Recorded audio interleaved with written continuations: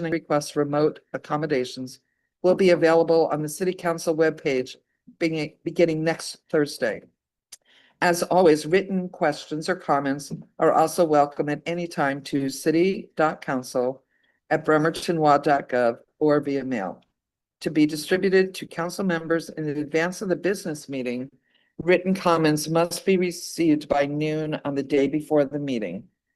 We will start tonight's meeting with the consent agenda. Thank you, Council President. For approval on the consent agenda are the following items. A, claims and check register. Approval of the following checks and electronic fund transfers. 1, check numbers 415218 through 415318 and EFT numbers B46406 through 46492 in the grand total amount of $2,411,093.49. 2, regular payroll for pay period ending May 31st, 2026, in the amount of $1,201,483.30. And 3, retiree payroll void check number 1006235 in the amount of $606.10 and reissue check number 1006238 in the amount of $606.10 for pay period ending May 31st, 2026. B, minutes of council meeting, June 3rd, 2026. C, minutes of study session, June 10th, 2026. D, contract modification agreement number 3 with At Work Commercial Enterprises, LLC for landscaping, maintenance, and services. E, resolution number 3413, authorizing application to the Washington State Recreation and Conservation Office for a youth athletic facilities grant to fund improvements at Pendergast Regional Park. F, public works agreement with Pump Tech Integration to repair Conference Center Plaza Circle Fountain and expenditure of REIT funds to complete the repair. G, ordinance number 5537, amending ordinance number 5529, amending ordinance number 5503, which adopted the biennial budget for fiscal years 2025 through 2026. And H, resolution number 3414, adopting revised Bremerton City Council rules and procedures and repealing resolution number 3394. This concludes the reading of the consent agenda. Thank you. We received a request to comment online. Is Roy Runyon signed in and does he have his hand raised? Okay, go ahead, Mr. Runyon. Can you hear me? Yes. Good. Well, I want to comment on a couple items, and so 90 seconds. You've cut our public comment time in half.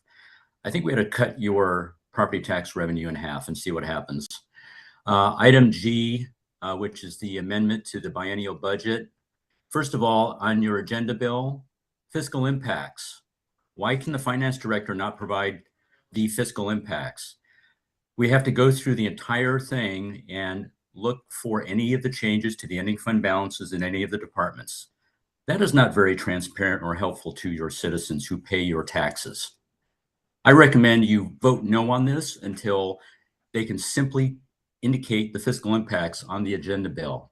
Second item I want to comment on is the new public comment rules, item H, resolution 3414. Please vote no on that. And I've already alluded to it. So you've cut our public comment time in half. Let's work on cutting your revenue in half. I'm going to make it my personal goal to do that until you restore the full 3 minutes per citizen. This is inappropriate. This is a government of, by, and for the people, per Abraham Lincoln Gettysburg Address. And you are further restricting the ability of citizens to comment to the city council, who you serve. So vote no until that is fixed. Also, there's a word used in this, equity. Can you describe that? Maybe Council President Rebelowski? Mr. Runyon, your time has been Thank over you. for a bit. Sorry. Thank you for your comment. Is there anybody else who wishes to address items on the consent agenda?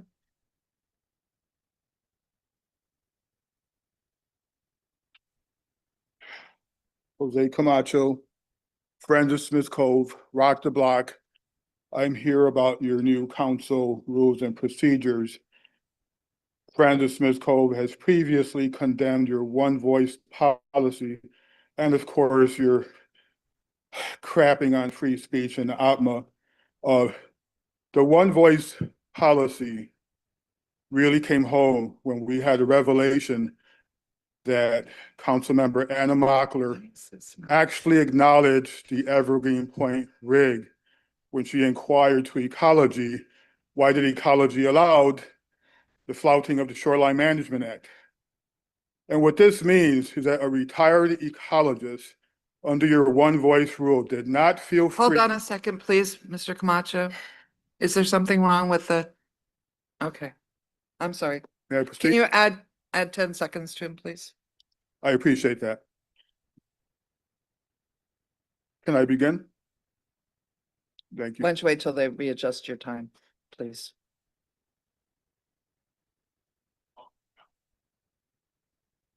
May I? I'm like Medusa, Okay. I killed the mic. The one voice policy just encourages concealment and actually fear.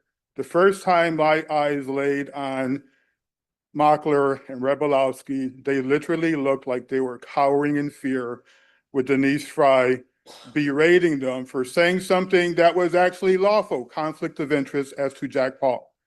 So you should get rid of one voice, and you should also stop deceiving the people of the Harrison Heights area with this spot zoning nonsense. You are violating OPMA, you're violating free speech. Denise Fry and Mockler's emails are in the comment I sent in today. You can find this on Friends of Smith Cove, the YouTube channel. We have a bit link. If anyone doubts what we say, look us up, give me an email, we'll explain. Thank you. Is there anybody else who would like to comment on the consent agenda, please?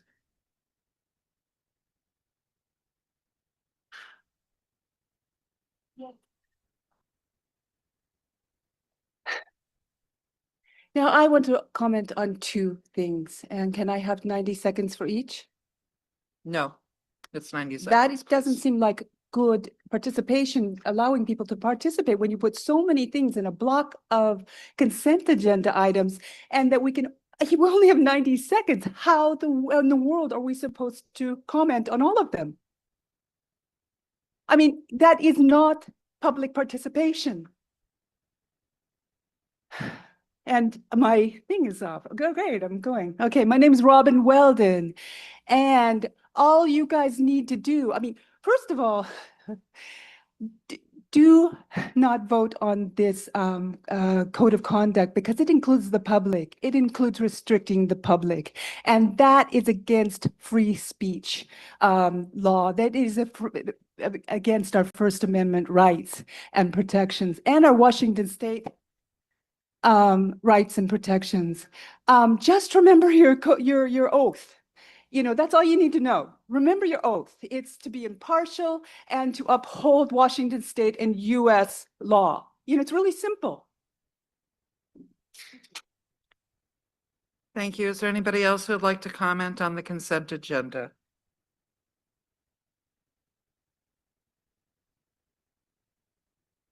Okay, I don't see anyone. We will go to council for a motion. I move to approve the consent agenda as presented. Do you have a second? I'll second. Okay. Seeing no further discussion, let's vote on the consent agenda, please. Councilmember Chamberlain? Yes. Fry? Yes. Camerata? Yes. Goodnow? Yes. Mockler? No. Tift? Yes. Rebelowski? Yes. Motion carries 6 yeses, 1 no. Next on the agenda is public hearings. Item number 4A, resolution number 3415, adopting the 2027 through 2032 6-year transportation improvement program. Our presenter tonight is Managing Engineer Gunnar Fredrickson. Thank you, councilors. This is our yearly update for our TIP process.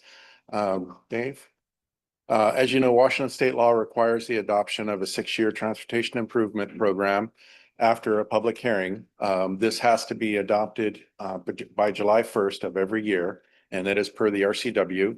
And then we have to file the TIP with the Secretary of Transportation no more than 30 days after it is fully adopted. As part of this presentation, I did add a couple extra slides per your requested study session last week. Dave. So projects on the TIP come from a variety of sources. They come from planning studies and reports. They come from staff observations, and they also come from citizen comments. Potential projects are scoped and then scored for inclusion into an overall project list. As projects move up through these tiers, additional projects are brought up from this list into tier 3. Next slide, Dave. Projects are scored now on 6 categories. We have safety and security, which is our top category, 20 points. System preservation and major maintenance, which is also 20 points. Complete streets and accessibility at 18 points. Concurrency at 15 points. Efficient mobility at 15 points as well. And then equity in the environment at 12 points. When we do these projects and we scope them, cost is not a factor in the scoring. We want each project to stand on its own merits. Next, Dave.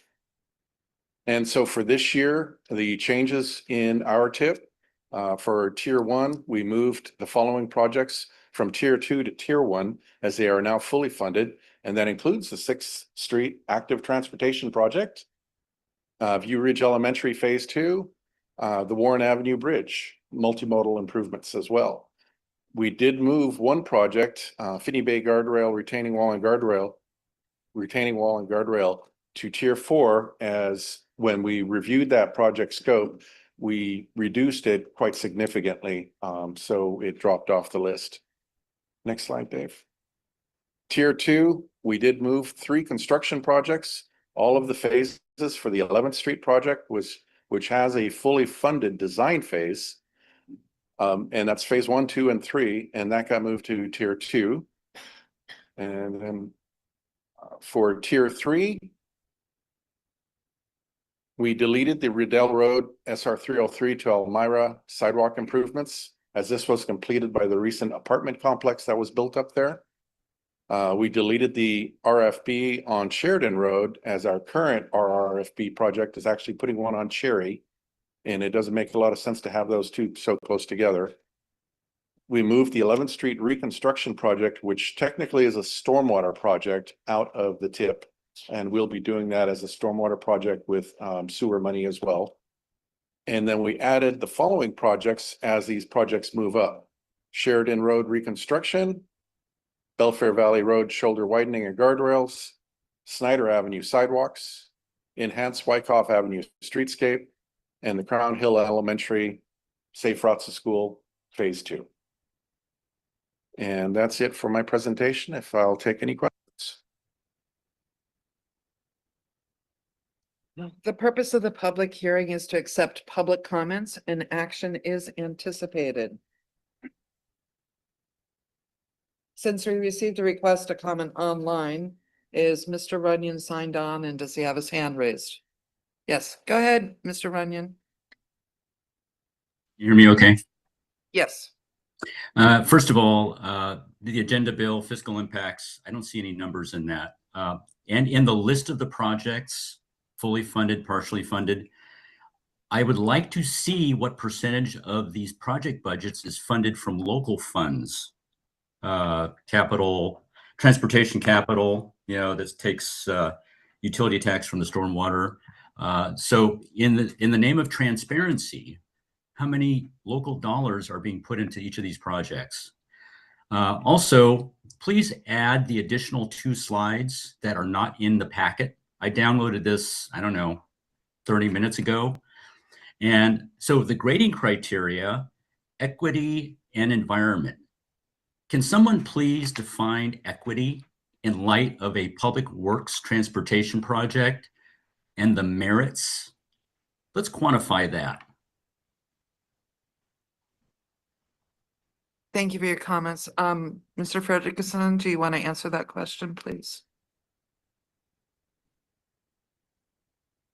I can. With the equity, what we do is we look at basically disadvantaged or overburdened communities. A good site for this is on Wadsdot, the Sandy Williams Community Outreach Program. And we take a look at, there's a number of categories in there for that, which we review and score accordingly.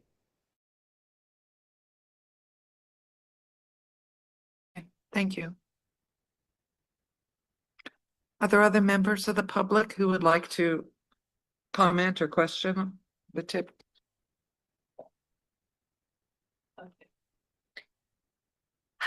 Yes, my name is Robin Weldon.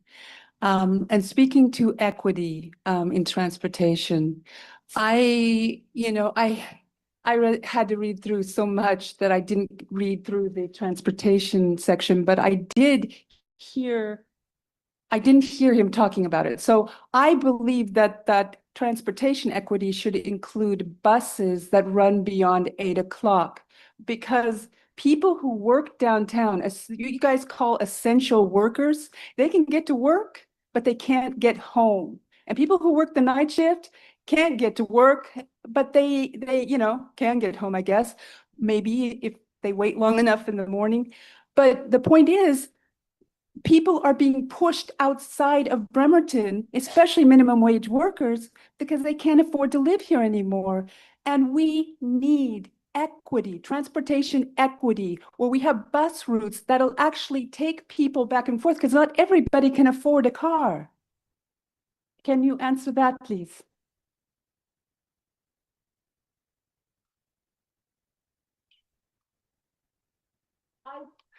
Infrastructure, transportation, it should include buses. It should be able to get back and forth to work. People get fired, and then you can't comment get on to work, or Can I comment on that? Ms. Weldon, Kitsap Transit is who runs all of the bus system. We do have people on the board, and we for Kitsap Transit. The mayor's on the board and I'm on the board.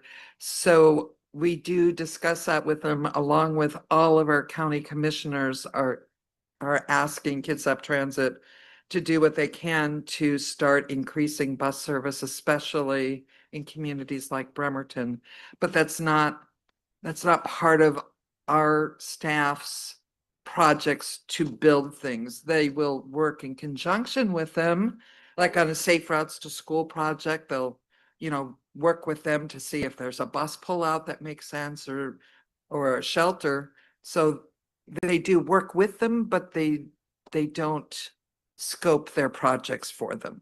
If you are on the board, that is something that has been needed for such a long time.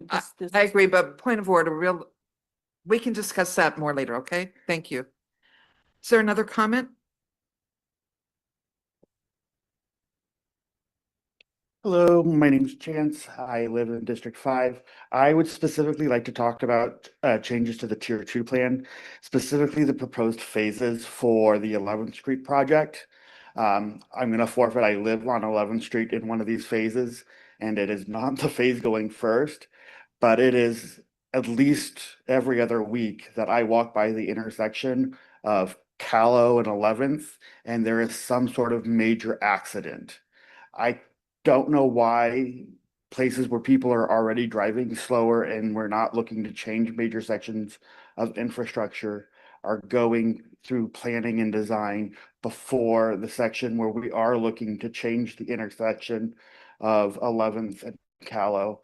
That seems like if we're looking to reduce harm, if we're looking to make it a more walkable city, if we want to give Callow a chance to be more walkable and to bring some more local businesses back, putting that before the sections that are not as community centered makes the most sense. I'd ask that you'd look at changing that. Thank you. Thank you. They have listed a priority. Hello, my name is Anna Whalen. I am the Community Planning and Liaison Officer for Naval Base Kitsap. as part of your tip plan, I know your staff has talked to us in the past about the basically the road diet or putting bicycle lanes on Naval Avenue, that leads into our main gate. In the past, your staff has asked us if we would support a Defense Community Infrastructure Program grant, which we've done in the past with the city. We've done that for 2 sewer projects. The most recent one was $8 million that you received in 2024. For this one, we do not see a benefit to the Navy in reducing the number of traffic lanes that come into the base. And so we'd not be able to support a future Defense Community Infrastructure Program grant that would reduce those traffic lanes into Naval Avenue and into our main gate. Thank you. Thank you. There are other community members? Yes. Hello there, Michael Simons, District 3. As a former commuter to the PSNS base via bike on Naval Avenue, I disagree firmly with the statement that was just previously made, because I did not feel safe traveling via bike to the Navy base from Hewitt and 13th, where I used to live. And so I think more people would benefit commuting via bike because there's no parking off the Naval Ave gate. So people aren't traveling by car, they're traveling by walking, one wheel, or bike. And so I think making that road safer for people taking non-motor vehicle transportation is a priority. Thank you. Thank you. Is there anybody else who would like to address the transportation improvement plan?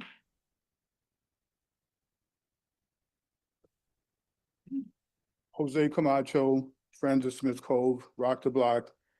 Every time I see equity and the environment, I get excited now because I learned Washington has a new idea of injecting environmental justice in certain agencies. There are enumerated agencies, and some of those agencies provide funding for city programs. So when I see that, I ask myself, does anyone acknowledge the concept of aporophobia and the innate, unacknowledged inner hatred of the poor in city council, anywhere in city government, because it seems like it's baked into the city. So when I see something like this presented by a competent gentleman and well thought out, I wonder how aporophobia is dealt with in something like that. Because there are a lot of good faith workers and technicians in Bremerton, but then you have this depravity on the street. Transportation also involves walking, resting on a bench. A lot of the safe street or smart street, whatever they're called, talk about safety, but it always seems like in that vision, the persecution of the homeless just doesn't exist. And we see them. I've been homeless. I've also been an ultra runner. I used to run the streets for 30 miles. And I've also been homeless on the streets where I fainted on the street. You know, you need to make equity mean something. Thank you. Is there anybody else in the audience who would like to comment on the transportation improvement plan?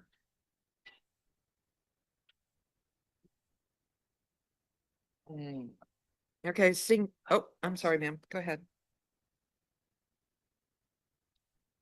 Hi, I'm Christy Schultz. I live out in the UGA, but I do commute through Bremerton periodically.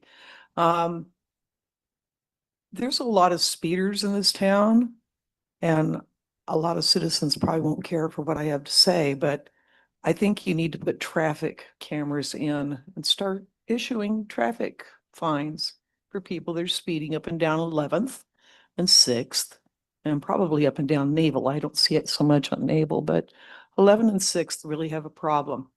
And this is a safety issue, and there are a lot of people, the bicyclers and so forth. So I think the camera system would pay for itself in a year. That's all I have to say. Thank you. Is there anybody else who would like to comment on the transportation improvement plan? Okay, seeing none, I close the public hearing. We will go to council for a motion. I move to approve resolution number 3415, which approves the city's 2027 to 2032 six-year transportation improvement program and allow the mayor to forward the resolution and plan to the Puget Sound Regional Council and Washington Department of Transportation. Second. Okay, we can open for discussion. Ms. Wright? Gunnar, I see you standing there almost anticipating. We talked about in study session what the, how the decision was made about phase 1, 2, and 3 of the 11th Street improvements. And I wonder if you could just give a quick summation of what you told us at study session. Well, basically, nothing is quite set in stone, and we can change those phases around as needed. We started off this project just to go ahead and do the simplest portion of it first, which is basically a mill and fill between Naval Avenue down to Warren Avenue, which is about the worst section of the roadway. The second phase would be the construction of the community boulevard, or continuation of the improvements that were done on Washington and 11th Street from Pacific Avenue over to the Warren Avenue. And then the third phase, which is going to be the most difficult and the most tricky, and also include right-of-way acquisition, because we do not have the right-of-way there for that turn lane. We're going to have to buy property. And so it's going to be expensive, and it's going to be a little bit more work to get that portion done. But we aren't in design yet. We won't get that money until 2027. And once we get the money, we can take a look at it and re-look at what our phasing is. And if we want to prioritize that intersection, we can. Thank you, Gunnar. I know the Public Safety Committee has been working on these tips now every year for a long time. They've certainly come through it in the past few years.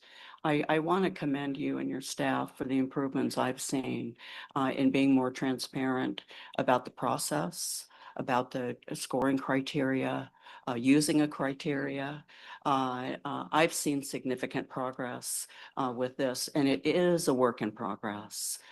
So I first of all, I want to say thank you, and I appreciate that.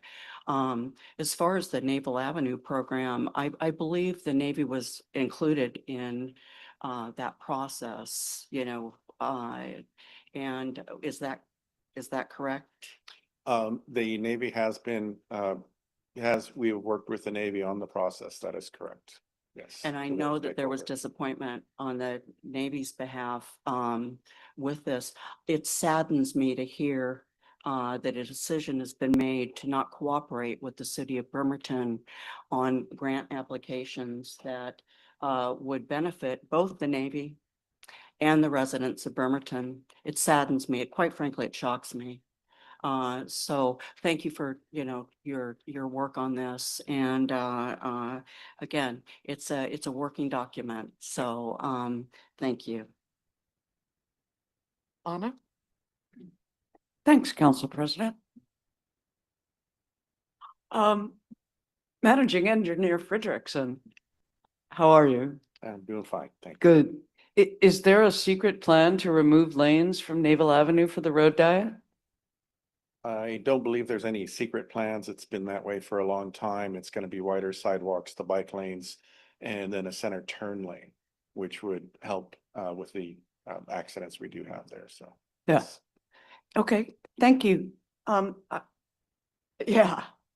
So I share Councilor Vice President, hang on, Council Vice President Denise Fry, there we go.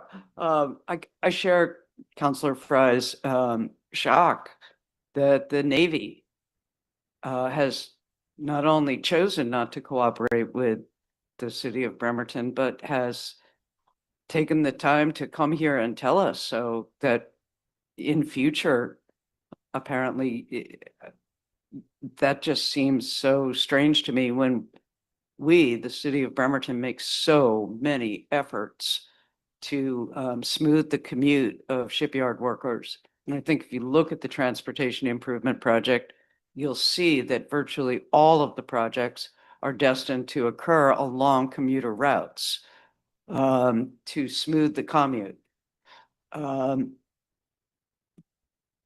Just to briefly tell all of you that we discussed this at study session last week, and we're going to look more closely at the scoring in so much as in us lies, because I am not an engineer. Nobody on this council is an engineer, so we can't go around saying, well, this is easy, just, do it like this. But I really look forward to working with Public Works to make sure that safety and security are not just for vehicles, but for everyone who is using the road or crossing the road. Yeah, everybody who is even just taking their dog out for a walk. So thank you. That was all of that I had on this one. Are there other council members who'd like to add to the discussion? Rick? Thank you, President Revelowski. So I want to say I was not a council member when these projects on this tip were proposed. But I want to start by saying I sincerely appreciate the work of Public Works and engineering for all the effort that has gone into preparing the plan before us tonight. I support public safety across our city, but I feel I must speak out regarding my concerns with the Naval Avenue Road Diet, specifically item TR 00010 as it's currently proposed. Specifically, the south end of the project where it transitions to the Naval Avenue Gate. I worked for the Navy and therefore I lived through the traffic that happened in the early mornings. It's, largely it's way early. It's 4 a.m. through around 7:30 in the morning and the evening. So my experience is firsthand. And from that experience, I learned that even the most minor of traffic disruptions quickly result in large backups into the surrounding neighborhoods, largely emanating from all directions of Burwell, both sometimes north all the way to 11th. We are aware of east that sometimes blocks the police station, and then of course west the other direction. It's my belief that narrowing the southern portion of the roadway near the Naval Base Gate will increase the chances of unexpected disruptions to the circulation patterns in that part of our city, with impact to pedestrian and bicycle safety. Presuming we pass this transportation plan tonight, I request that we reevaluate the Naval Avenue Road Diet project, specifically near the Naval Base Kitsap Gate, to consider the impacts on surrounding neighborhoods, and maybe even a commitment to do a demonstration project in that area, just to validate whether my concerns are relevant or practical. So thank you. Thank you. Mr. Goodnow.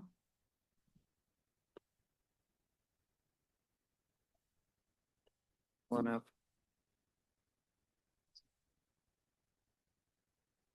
You can use mine. I'll use this one because then Council President can't cut me off. Okay, since we're on Naval Avenue and it's in my district, I just wanted to touch base on a little bit.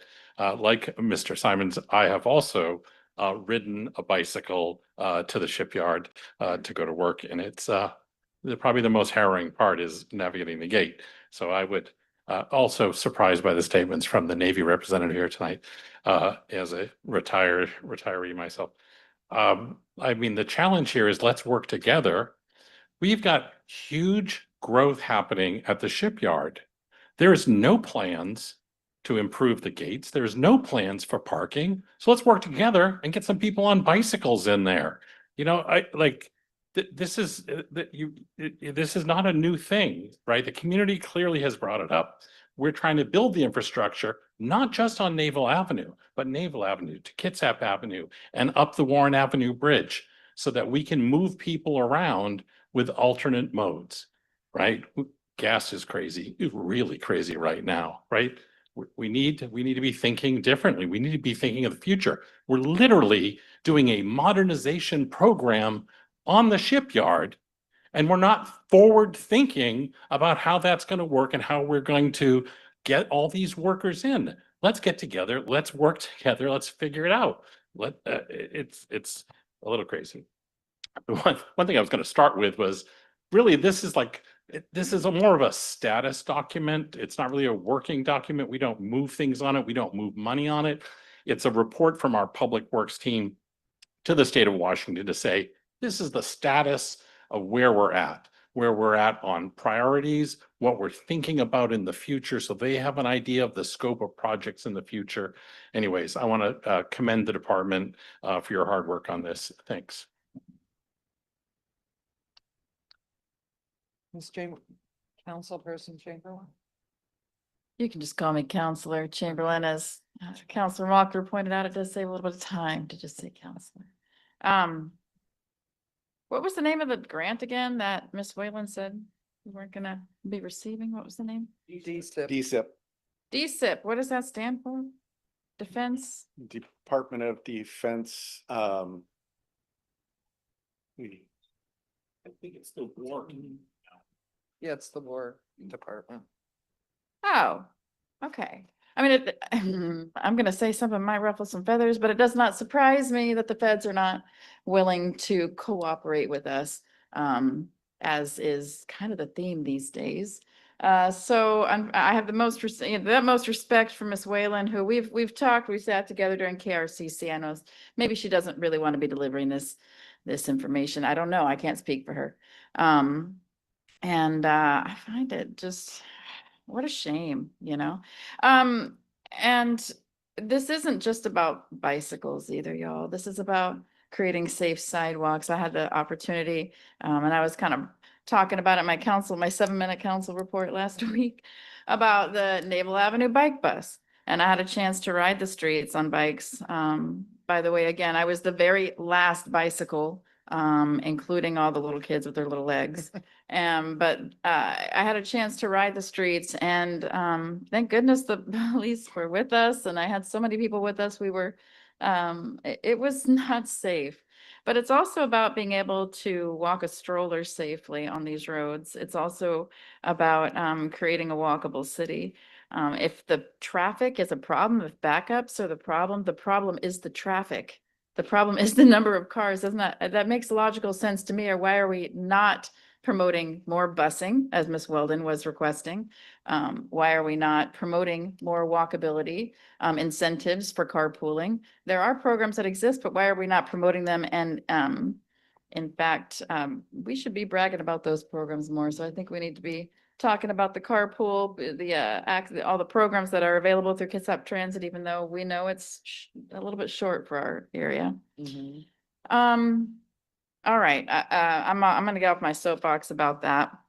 I wanted to check in about the scoring, and I wanted to find out throughout the age of the tip, does the scoring change? The scoring has changed. And so can you tell me a little bit about how the scoring has changed this time around for the tip, as far as the standards? We're going to discuss this specific thing at a future study. Sorry. Point of order, we decided last week to discuss this specific thing, the scoring and how that works at a future study session. Just I recall that differently. I recall that we asked the managing engineer to bring the scoring and explain it to us because we didn't fully understand it, and that's why he added the additional slide. That's what I recall. I don't know if anybody recalls it differently. My recollection, with respect, is that it also was discussed whether or not we could start this process a little earlier so that we aren't at the end of June approving something, and that maybe Public Works Committee could be better informed about the scoring and projects and how they're scored in that process, but earlier in the process. so that we could weigh in. We have three different recollections from the same meeting, go figure. But that's my recollection. Council President, should I proceed? Yes. Okay. So my question was, because I really appreciated your explanation. I'd love the public to know how the scoring has changed this time around. It seems like you're working to get better best practices for scoring as to the priority of these projects. Are you comfortable sharing a little bit about that? Correct. We didn't make that many changes this year to the scoring. It's very similar to what we did last year. But it is a living document. And that's what I recall from the meeting too, is we are going to meet with you guys sometime later in the fall and to start this process a little bit earlier so you have a better opportunity to take a look at our project and how we're scoring it. And we're more than happy to do that with you. Okay. Selection scoring. Well, there were some added metrics. And so it sounds like there's still some more work to be done on creating a best practice that maybe it's still fluid on this living document, which is great because I would love to see the Pine Road construction reevaluated for scoring. And just to give you kind of a heads up, I will be showing at the next council report some problematic areas in Pine Road, so the public can see why I'm so concerned about that. But I am grateful that, let's see, was it the Sheridan or the Sylvan SR 303 to Sheridan project has been moved up. So that's gonna shore up a little bit there. And my hope for that is that it's going to be an improvement for multimodal. Improvements will be included in that. There's a wide enough street, so hopefully we can get a bike lane on that, and also make sure that we're not kind of. I was noticing on Sylvan when I went on a walk with one of our representatives that we have this center area with trees, which are great, but I don't know that they're native trees. My hope is that for that space, that it's going to be a multimodal focus and less kind of random tree planting. And thank you. I look forward to the discussion about the scoring. Sounds like we all will be on the same page at some point. Yep. Maybe.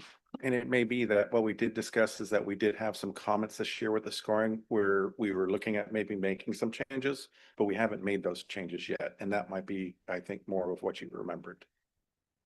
Okay, so you're continuing to refine the best practice. Yes. So that it, okay, great. So that you can actually explain it. It sounds, okay, thank you so much. Okay. I was disturbed too with the comment made by the Navy representative, because I do appreciate that you helped rebuild the sewer line. That also is a sewer line that the Naval Base Kitsap uses. But I also recall that the shipyard workers were given pedestrian enhancements well before any of our school children were with downtown Bremerton. So there's definitely a balance, and Kitsap Transit has built lots of park and rides. And if you look at McWilliams, which was built for shipyard workers, there may be 25% usage. So I do believe that the community is spending lots of money to try to help the situation. But I did like the comment that Councilor Goodnow made about maybe modernizing your gates too would help. And I'm not trying to not appreciate what Naval Base Kitsap does for our community, because I know especially there's lots of volunteer effort that's put out, and you supply employment to I think about 18 to 20% of your workforce actually lives in the city of Bremerton, and I'm glad for those great jobs. But I think we need to meet and have further discussions about how we can really look at the joint compatibility study that both the Navy and the city did. And then for Mr. Frederickson, I know you're talking about the phase of Warren Avenue to Naval being a simple grind and pave, but I have had a lot of constituents come to me asking that it be more than that. They would like safer sidewalks and enhancements at more intersections. So I'm just putting that out there. And I know that, you know, phases can be modified, and I agree that Callow is going to be the most problematic and the most difficult and the most expensive, and there's right of way. But it's also, it appears to be the most urgent based on accident history. And it might just be anecdotal, but I know I've personally seen numerous accidents there. But also at Naval and 11th, I've seen multiple accidents there. So I appreciate the work you've done, and that this is strictly a planning document and that things change as we go on. So is there anybody else who would like to speak again? Counselor Tiff? Your advice, I do not represent the Navy, but I have some at least previous information, and I don't know whether it'd be relevant or not. So let me start, and then you tell me. You can do this. Okay. Okay. So there are a lot of comments often about Naval Kitsap could do better. But for the record, there are more than 2,000 employees who ride mass transit every day. Carpools, van pools get priority. If you form a carpool, you get parking quickly. The ships all stagger shifts so that they don't all get off at the same time when they're on board. The yard itself staggers shifts so that there's actually. Well, I'd like to kind of, I think Okay, we can have a fuller discussion and put something on the agenda where we could ask representatives of the Navy to come and give us some presentations so that we could ask Okay. questions, and I think that would be a bit more appropriate. Agreed. Does Thank anybody you. else have additional questions about the tip? Is there further discussion? Okay, seeing no further discussion, I call for the question. Thank you. Thank you. Councilmember Frye? Camerata?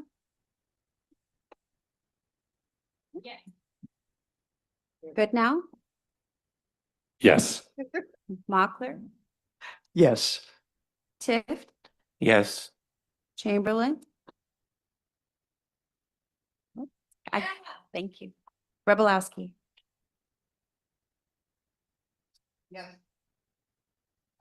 Motion carries unanimously.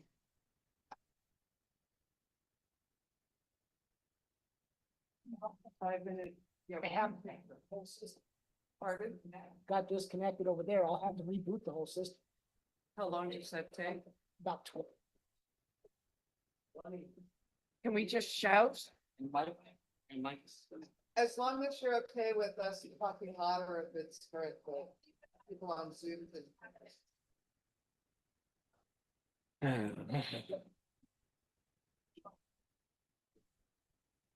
We take a 5. Yeah, we can take, let's take a 5-minute break. 5-minute recess. We will reconvene at 6:25.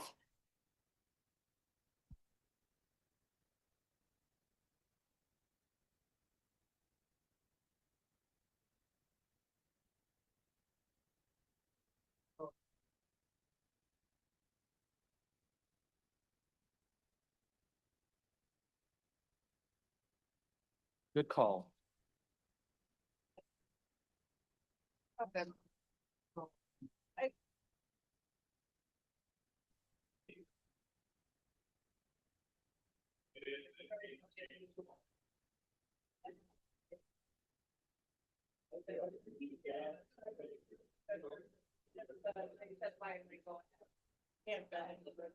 You rebooting?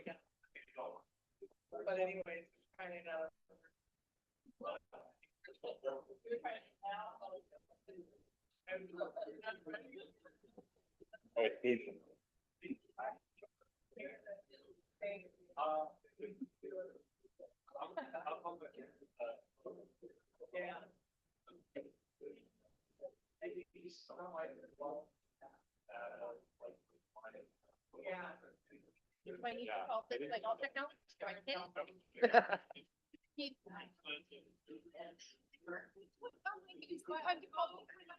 I have 2 minutes, right?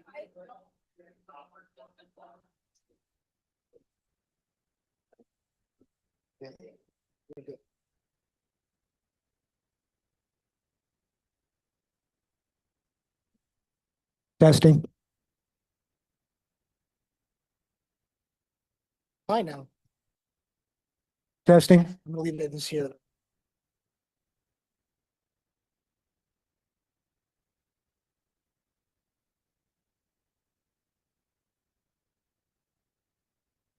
Good.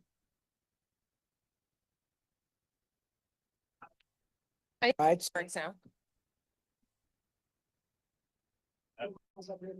Well, of course now this works. These are working now. Yours is connected to my.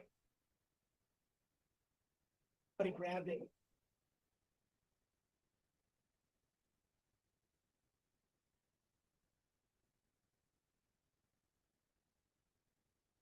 Then if this one's gonna work, okay, here you go. We'll save it for someone that does. I'll just send this one here. Fabulous. That was a great change. I got his back.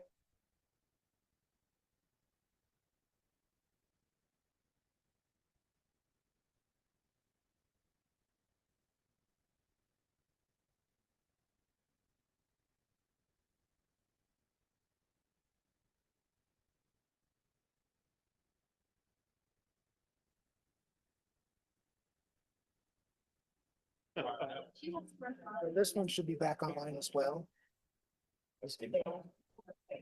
Okay.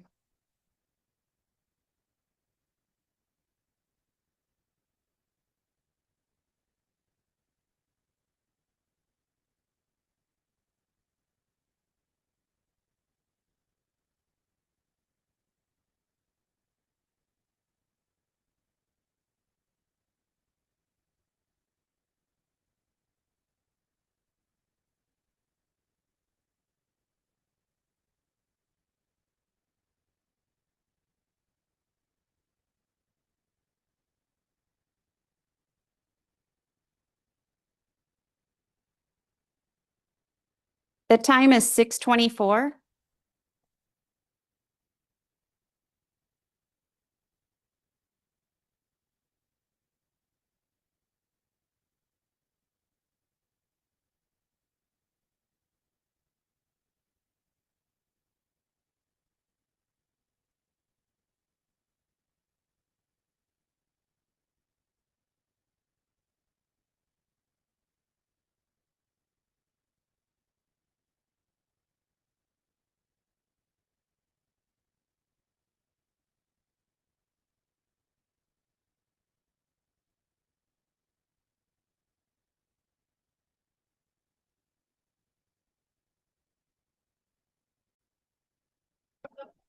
Testing.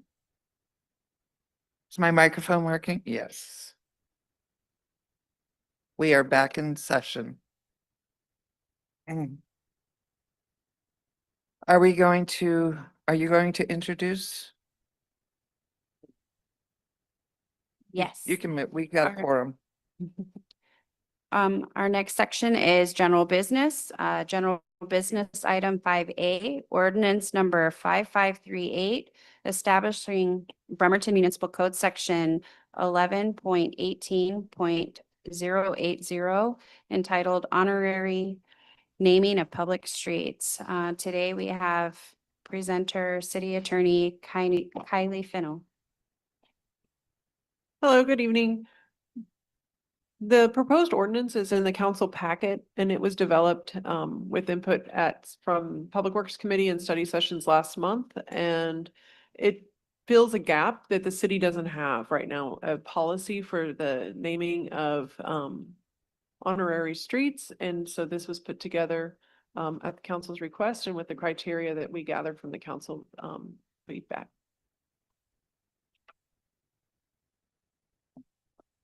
Since we received a request to comment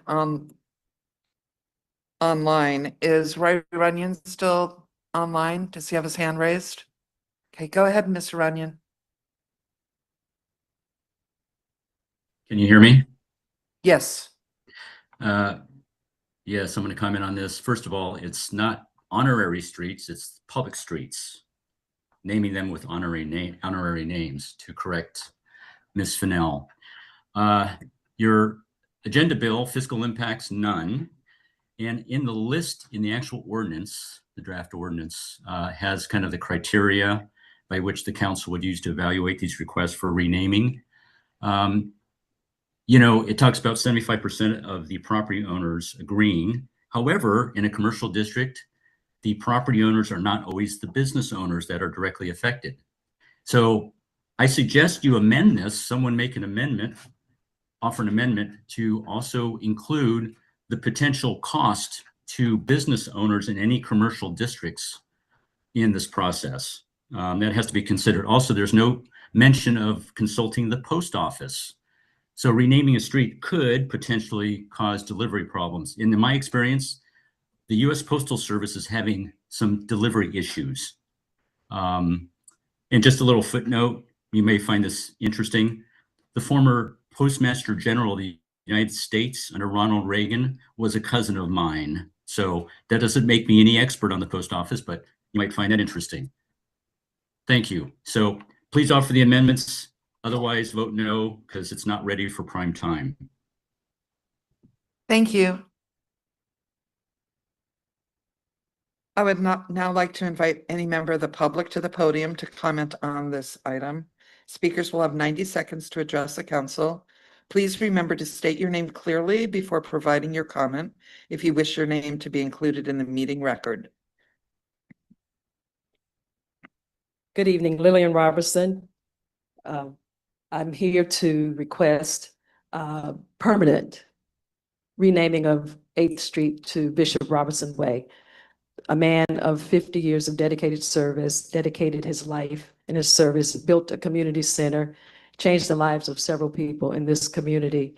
He participated as board president of Olympic College, KETA member, also a member of Bremerton Housing Authority. I have letters here to support from Olympic College, from Bremerton Housing Authority, from Kitsap County, from the NAACP, Kitsap Strong, and also from KETA.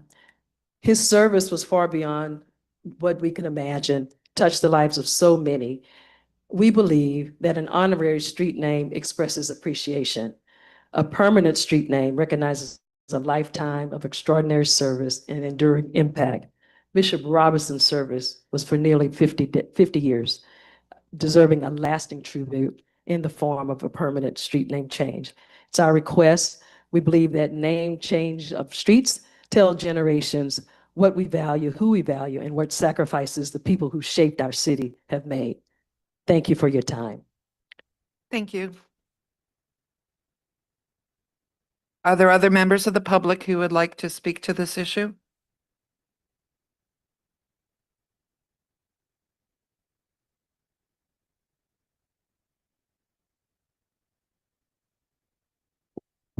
Well, I'm early. My name's Shannon Turner. And I am one of those people that he touched and guiding through what he has brought to this community, what he has done for Bremerton, but most importantly, what he's done for the constituents. You know, he's seen everybody and touched everybody. I wouldn't be where I'm at today had I not spent time and got some mentoring from him. So I think this is one way that we could definitely understand and pay back what he has given his whole entire life to, the sacrifice. So I don't think this is something that takes, to me, this is a no-brainer. Nothing is being asked that shouldn't be and has been deserved. So, but without him, I can tell you my thoughts and where I'm at today wouldn't be here. Would not be here. And there are a lot more just like me. Thank you. Thank you for your comment. Is there anybody else who would like to address the council with your comment?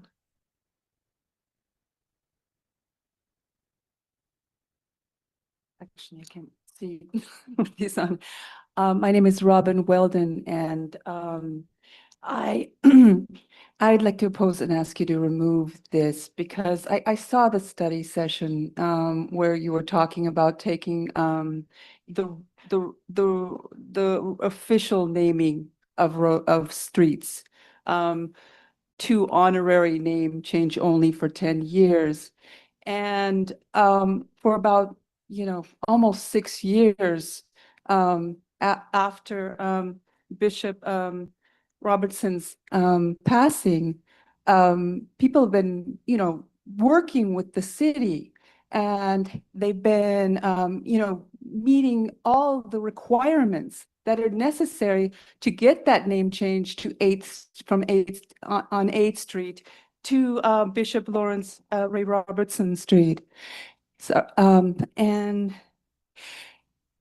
I would like, after hearing people come on June 3rd to the council, we heard from young adults who were children who were inspired and positively, affected by him, other community members. This is something that is really important to the community, and it would be really a betrayal not to go through with naming that street. Thank you. Is there anybody else who would like to speak to this issue? I am Floyd Houston. I just want to Floyd Houston.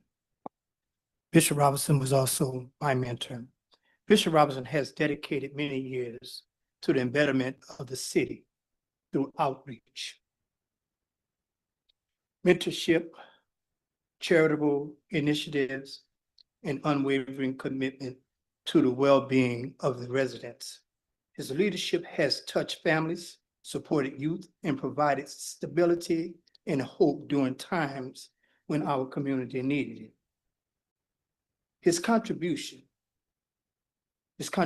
are not symbolic, but they were lived, measurable, deeply felt across generations.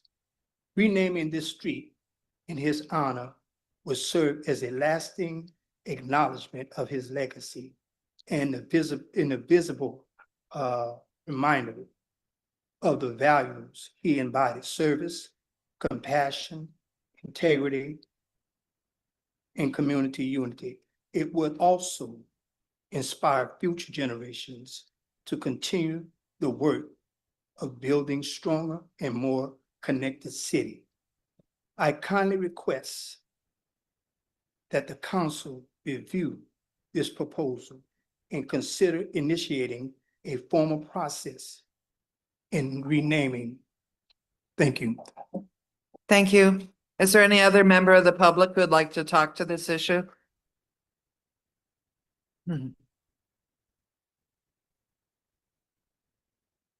name is Justin Hamilton. I'm a member of Emmanuel Apostolic Church. I've been there since I was young. Attended it now under Pastor Houston. I believe that street does need to be changed because he's done a lot in this community.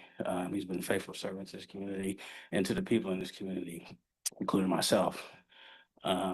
Just like the brother said, he probably wouldn't be here if it was some of that mentorship from Pastor Robertson. Same here. Another thing I want to say, there's a lot of streets named in Bremerton, and some of them people ain't done nothing for Bremerton.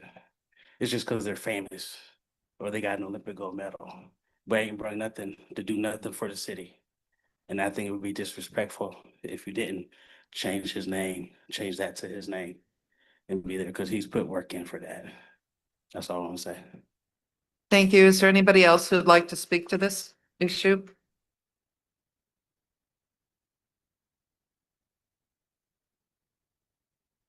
My name is Michelle Babs, and can you move the microphone down a little bit? Okay. Thank you. I have a big mouth, so I don't want to talk. So do I. Okay, great. My name is Michelle Babs, and I also am one of the people's lives that was changed by Bishop Robertson. And for Bishop, when Bishop was just Bishop. He didn't do it just to be seen. It was just who he really was. And one thing that sticks out with me all the time, I always think about this. We went to the Salvation Army. And so we were gonna feeding the homeless on Thanksgiving. And with Bishop, we always want to take care of Bishop, make sure he was good. And he said, better not nobody else come ask me if I'm okay or whatever. I'm fine. And when I saw him cleaning tables, and I mean, he was just talking to everybody, being Bishop, just who he really was. And the next thing you know, Monday morning, the church was full of people who he had talked to. And some people joined the church, some people come back in and out. It's just who he was. And so for me, he was a blessing to my life. I'm not gonna cry. He was a real blessing to my life. And to change a name of a street, if he knew that we were doing this, he'd be like, what are you guys doing? Yeah, but I don't need all that, because that's just who he was. And so I think it's nothing compared to all the things that he's done. Thank you, for the ma'am. people. Got it? Continue. Is there anybody else who'd like to speak to this issue?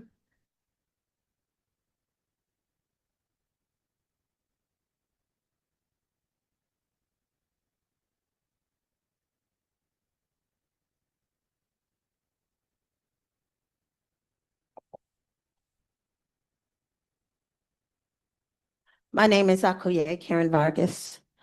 We have been working diligently since 2021 and 2022 to get this name permanently changed for Bishop Lawrence Ray Robertson. We have worked with Tom Nucky. We've had city council members that have moved on and are no longer in these positions, but we have been working diligently to get this. I'm not understanding the honorary name change when we have requested for permanent. And then you came back and you asked us to be able to make sure that we were doing proper policies, meeting with the community, doing all that you all have requested us to do. And so as we move forward to get this, I think whether or not you guys are changing your policy, these should be grandfathered in. We've been years now advocating to get this street renamed. And I think it is very dishonoring for our community that we have a tremendous leader that when you needed him with gang members and drugs flooding into this community, that he put his own life on the line to be able to serve this community in the way. And then for this city council to disrespect and dishonor by not even allowing us to rename the street, I think that it is dishonoring to all of our community members.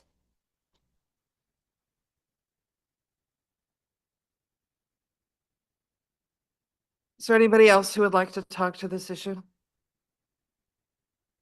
Vic Camacho, Brenda Smith Cove, Rock the Block.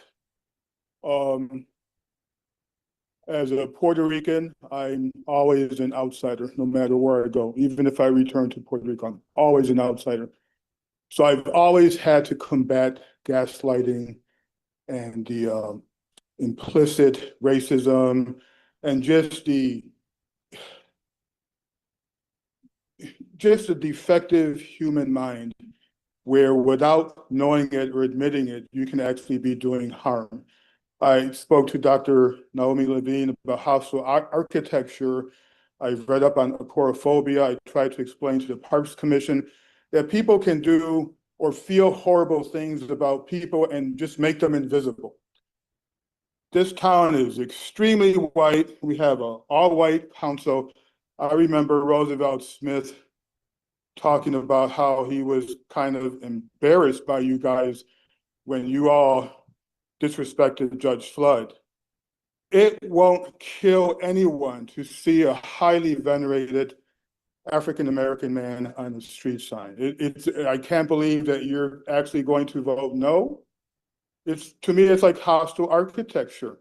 Acknowledge African-Americans in your community who have done so well. The young people speaking up on his behalf actually touched me. You need to vote yes. You need to make it happen.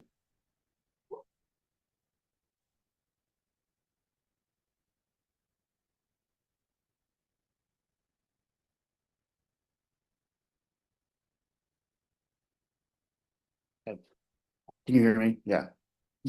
I want to separate two issues here.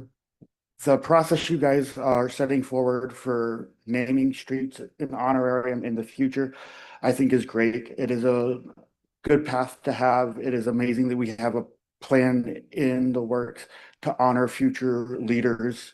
And I think that is an important thing, that we look at how in the future we are going to honor people, we are going to make these changes. I think it's wise in the future to do honorariums. A huge part of that has to do with 911 response, with mail response, with delivery response. There's a lot of cost associated with changing a name permanently, and I understand that.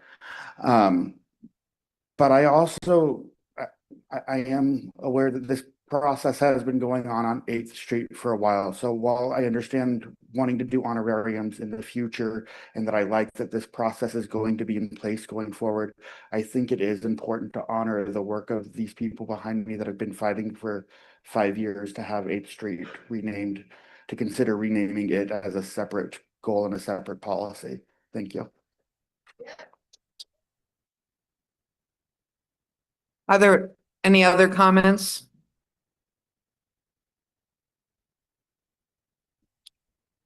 Okay. Oh, I'm sorry. Good evening. My name is Antoinette Houston, and I wanted to say on behalf of Bishop Robertson was like a father in my life.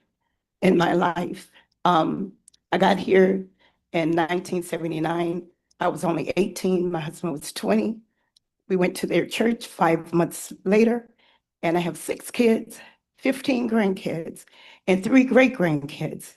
And he helped my family and other families of this community help raise and taught us very well how to be mothers and fathers of our community, and also along with our church and our families. He was definitely a family man, and he served very well to our community. He served very well with the constituents that's even here. He served very well in everything that he done, even with the college. He served very well. And so I'm here to say that on behalf of our church, our community, it should be named, 8th Street should be named should be named Larry Robertson Street. It should be named Pastor Larry Robertson. Thank you.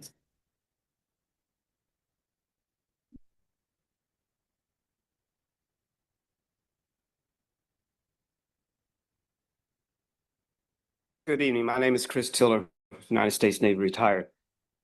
Came to the city in 1993, 1994. Been here ever since. Like it was said earlier, went to Bishop Robinson's church, met him for the first time, served directly under him, kind of like his right-hand man. I watched him over these years talk nothing about except the community, bringing a community together, not just in the immediate community, but the surrounding areas, reaching out as far as Suquamish and even farther. I watched him bring people together to make the Marvin Williams Center happen. And as you can see, it's there and it's thriving, and it has brought many community personnel to that place. So it would behoove me to not see a gentleman of his status to not be recognized as a person who is trying to make this city grow, expand, and just do the marvelous things that the city has already done. So it would behoove me to hear his name not be posted on this street, simply from the standpoint that he brought a lot of people together. Let's honor him by doing this. Thank you.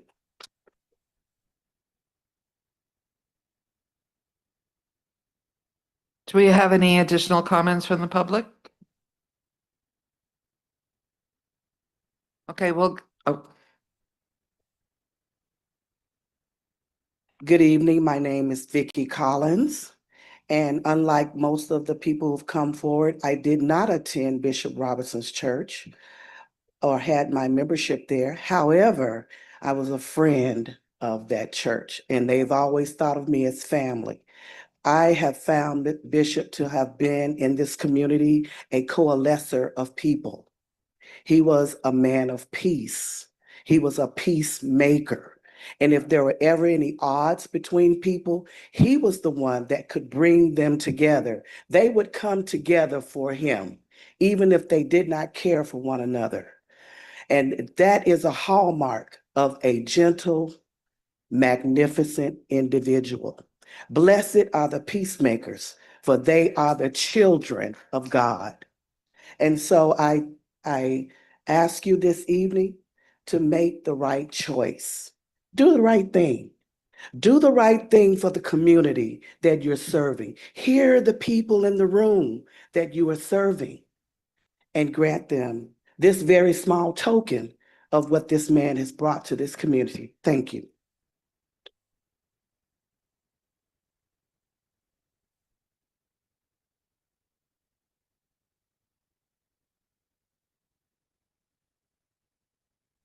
My name is Sharon Tiller, retired Navy. I also met Bishop Robertson. Actually, people was talking about him when I first got here in 1993. They invited me to the church. I went. His first sermon touched my heart.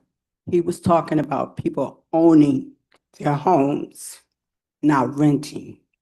6 months later, I own my home.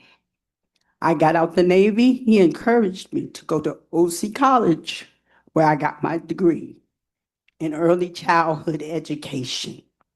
I got a job, first job at the embassy at EAC. Then I got hired at Sequama's Tribal Center. And now I'm working at the Marvin Williams Center, helping children develop, learn who they are, and be proud of what they are. And that's because of Bishop Robertson. It would behoove you to honor the street in his name, because that's what he did for all people. Thank you.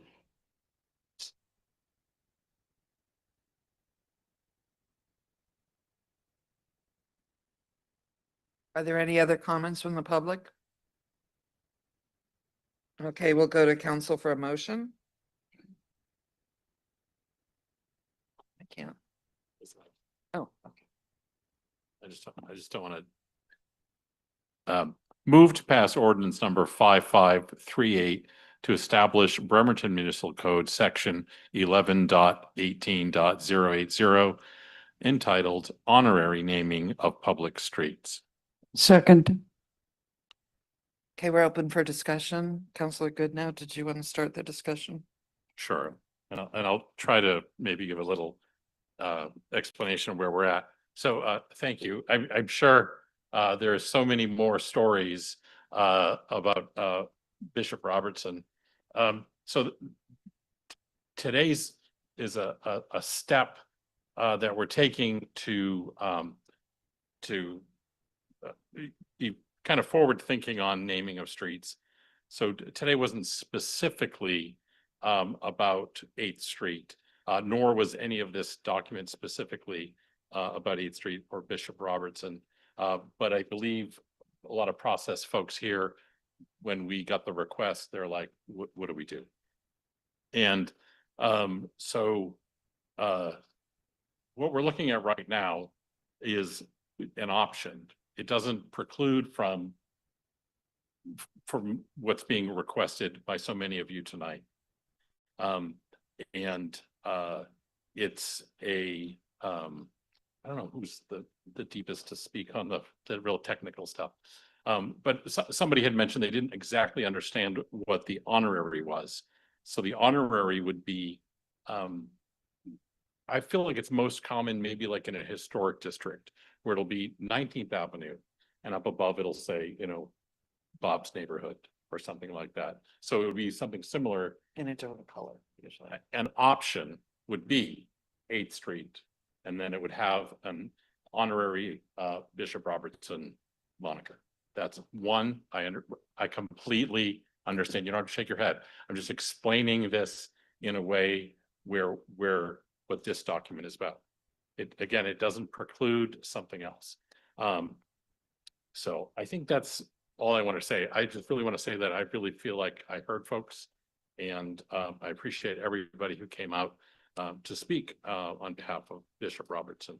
So, okay. Well, I'll just stop at this point. Are there any other counselors who would like to comment? I would, Counselor yeah. Mock? Thank you, thanks. Thank you all for your testament to what a great man Bishop Robertson was. I had the pleasure of meeting him several times, and he was just good. Just clear through. So the reason we're looking at this honorary thing is that in the last 15 years, I'm sure all of you have noticed that the internet has become a big deal and that our data is increasingly available to more and more people who want to sell it. So here's the thing that for me was the tipping point, is if we formally change the name of a street, every single person who lives on that street, everybody who has a business on that street is going to have to go through all of their stuff and change their address. That's not, crazy. A person can do that. The thing is that now with so much data out there and so many people collecting it, it's really easy for they put in a change of address and then they go into a list, as it were, of people who move too much, right? Like if they have maybe only been there for 3 years and then they file a change of address, it's like, why do you keep moving? There's something suspect about you. And this is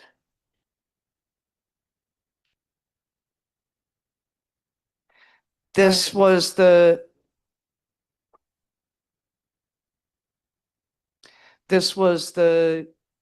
point that convinced us, or convinced me at any rate, to go for the honorary naming, because we didn't want to accidentally harm the very large vulnerable population that we have here in Bremerton. 8th Street's a long street. We don't know every single person who lives along there. So I would like to propose a compromise and let us work together and consider renaming perhaps the fountain that's about to be repaired at the conference center after Bishop Robertson. It's It's not germane yeah, to this conversation. it's not germane, but anyhow, this Fountain, she said. She did not say bathroom. She said fountain, we are repairing a fountain. Fountain, yes, the rushing forth of many waters. Anyhow, this was the consideration that convinced me that we should use honorary street names only. So I just wanted to put that out there. Thank you again for your testament to the bishop. Counselor Chamberlain? Council, I don't like I don't like any of this. Because what I'm hearing from the community is that they feel like they've been made promises from the government, from other people who are representative, and that there's been no consultation with them. So I'm just not comfortable with any of it right now, and I'd like to make a request that perhaps we table this until we have consultation with members from this, so that we can actually be on the same page when we move forward. So I'd like to make a motion to table this. Well, can we have the rest of our discussion first, please? I mean, it's fine if you want to have your discussion, but y'all, can I just make a point about our discussion? Yes. It's gonna continue to sound like we're telling these folks things that they may already know.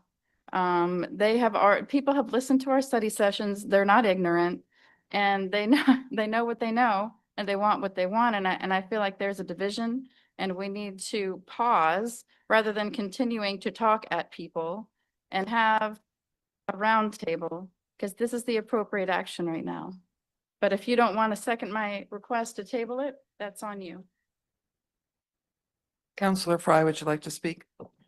I'm really sorry that this seems to be so adversarial, including on council. I met Bishop Robertson when I first moved to Bremerton, and I was with the YWCA. And I had many absolutely fabulous conversations with him. I grew every time I talked to him. I left better than I was before. And I can commiserate with all of you around the need to recognize him and honor him for who he was. There are things that as a city council, we sometimes have to consider that are outside of that. And yet, I think there are also times when that needs to be or come from. And for me, as I heard more and more about this, and quite frankly, I wasn't aware of how long this had been being discussed. I could have been clued into that and simply missed that part of the conversation. But I do feel like there's been a period of time that the city has interacted around this issue with community members. Council wasn't a part of that. I'm not saying we are taking no responsibility for that, but I'm just saying that's news to me. And I came in here ready to just do business, right? Let's just do the business of the city. We have to protect people. We have to keep in mind the demographics of our city and what the cost to our residents would be of this, the impacts to them, all of that. I came in here to be practical and kind of like a business person, right? But there's a huge part of me and most business types of people that also have hearts and recognition for the will of the community.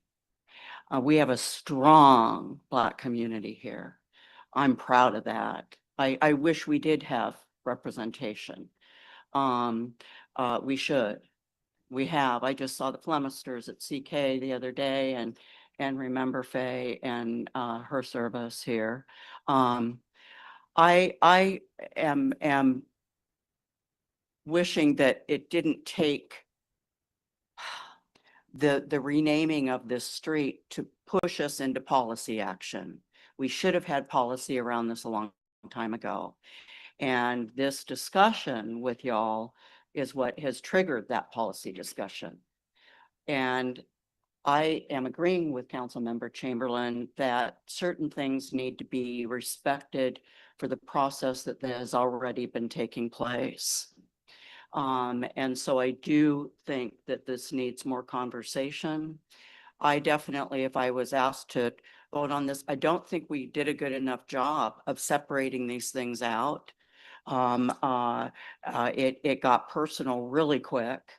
And the love, gets triggered, and, words like we're betraying and people leaving the room. That's how adversarial it becomes. And Bishop wouldn't have wanted that. I wish that he was here. I wish that he was here to bring our community together around a whole lot of things, quite frankly. And so I'm feeling that right now, and I really am not willing to move forward with this. And that's just my vote. But Well, yeah, I think everybody should have a chance to talk if we want to before we move that. Point of forward. order. And Was I that- would like to, Point of order. Was that a second to my amendment request? to table it. Table it. Table it. So you're saying that you don't want me to give thought? I'm just Any asking thoughts? for point of order. I'm just asking for clarification if that was from Counselor Fry, a second to my amendment request to table this issue pending consultation. I'm not ready to do that because the rest of council hasn't been allowed due process here. the process is being interrupted. And with, well, good intentions. We want to honor y'all. We want to, you know, say, wait a minute, let's think about this. But there's also a process here, you know, and there's a respect here for city council members who are duly elected, who haven't had an opportunity yet to weigh in. So I want to do that as well. Well, I would like to weigh in. Council had no idea that you had been working on this for so long. The first I heard of it, and I'm the council president, was about 2 months ago when all of a sudden I spoke with his widow, and I had heard about it maybe a week prior to that. So I'm sorry that this was going on so long. Staff, and I'm not trying to call out staff, but nobody actually told council that it was even under consideration. So I just want to make sure everybody understands that. And the reasoning why we were having a discussion about honorary is because of the costs to folks who have to change their mortgage, change their passport, change their driver's license. And that's why we were looking towards honorary. I'm fine with tabling this, but I think that everybody on council who wants to should have a chance to discuss it if they like. So are there any other council members who would like to speak to this issue? I don't. Sure. So in this tonight, what I was looking at was this is not about any one individual. What we did notice through, you know, and the timeline that Jane had, this is the same timeline that I have. I was told about this a few months ago. I sat down, discussed the issue, kind of looked into it and found that we don't have a policy for it. We have a policy for naming streets. And so that's why it went through the Public Works Committee, because it was looked at of how do we do this? And I'm not on Public Works, but my understanding and why we were looking at this today was because there already is policy that's written in the Bremerton Municipal Code on how to name streets in general. What we found was that there wasn't a better mechanism to have community members coming forward and saying, we would like a street named after, and that's what's in here. It can be an individual, it can be, what is it? Figure, place, or events of significance to the community. And that's what we were recognizing, is that it doesn't all just fit into that Bremerton Municipal Code of I'm making a new street, therefore I want to name it whatever it is.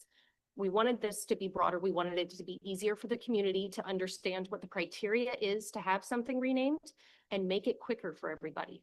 So my understanding was Public Works looked at it, and the renaming of streets is written in the Bremerton Municipal Code on what the requirements for streets were. And we were looking for a mechanism to expand that, to make it easier, to make it a little bit better, because the other discussion was when you rename a street, do you have to rename the entire street? Is it top to bottom? Is it things? The honorary mechanism for doing that makes it easier for the community, makes it streamlined. And we were also setting up criteria to help people understand what we would be asking in order to come forward with this. Because if those expectations are clear, then this is an amazing process for everybody, that we would get to come up and celebrate an individual and talk about why the renaming of something should happen and why it is so deserved. And it becomes something that, again, is celebrated and not a contentious issue. So that's what we were looking at with the honorary. It wasn't meant for any one individual. We just noticed that this was a problem. And is it something that we want in our community so that our community reflects everybody in the community? And that's what we brought forward with this. You'll notice that we did not have any discussions of any one individual in this. We were coming up with a very clear and concise policy to make it transparent and kind of clear the way to do this. And so that's what we were looking at tonight. That's what we were voting on. And that's what we were hoping to do in all of this. I think we can all tell that it went down a certain path tonight. But that was the intention of this, and it wasn't geared towards any one individual in this. We just wanted to come up with an easier mechanism to celebrate. Is there any other further discussion?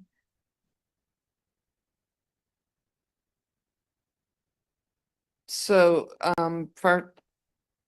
yes, Attorney Fennell?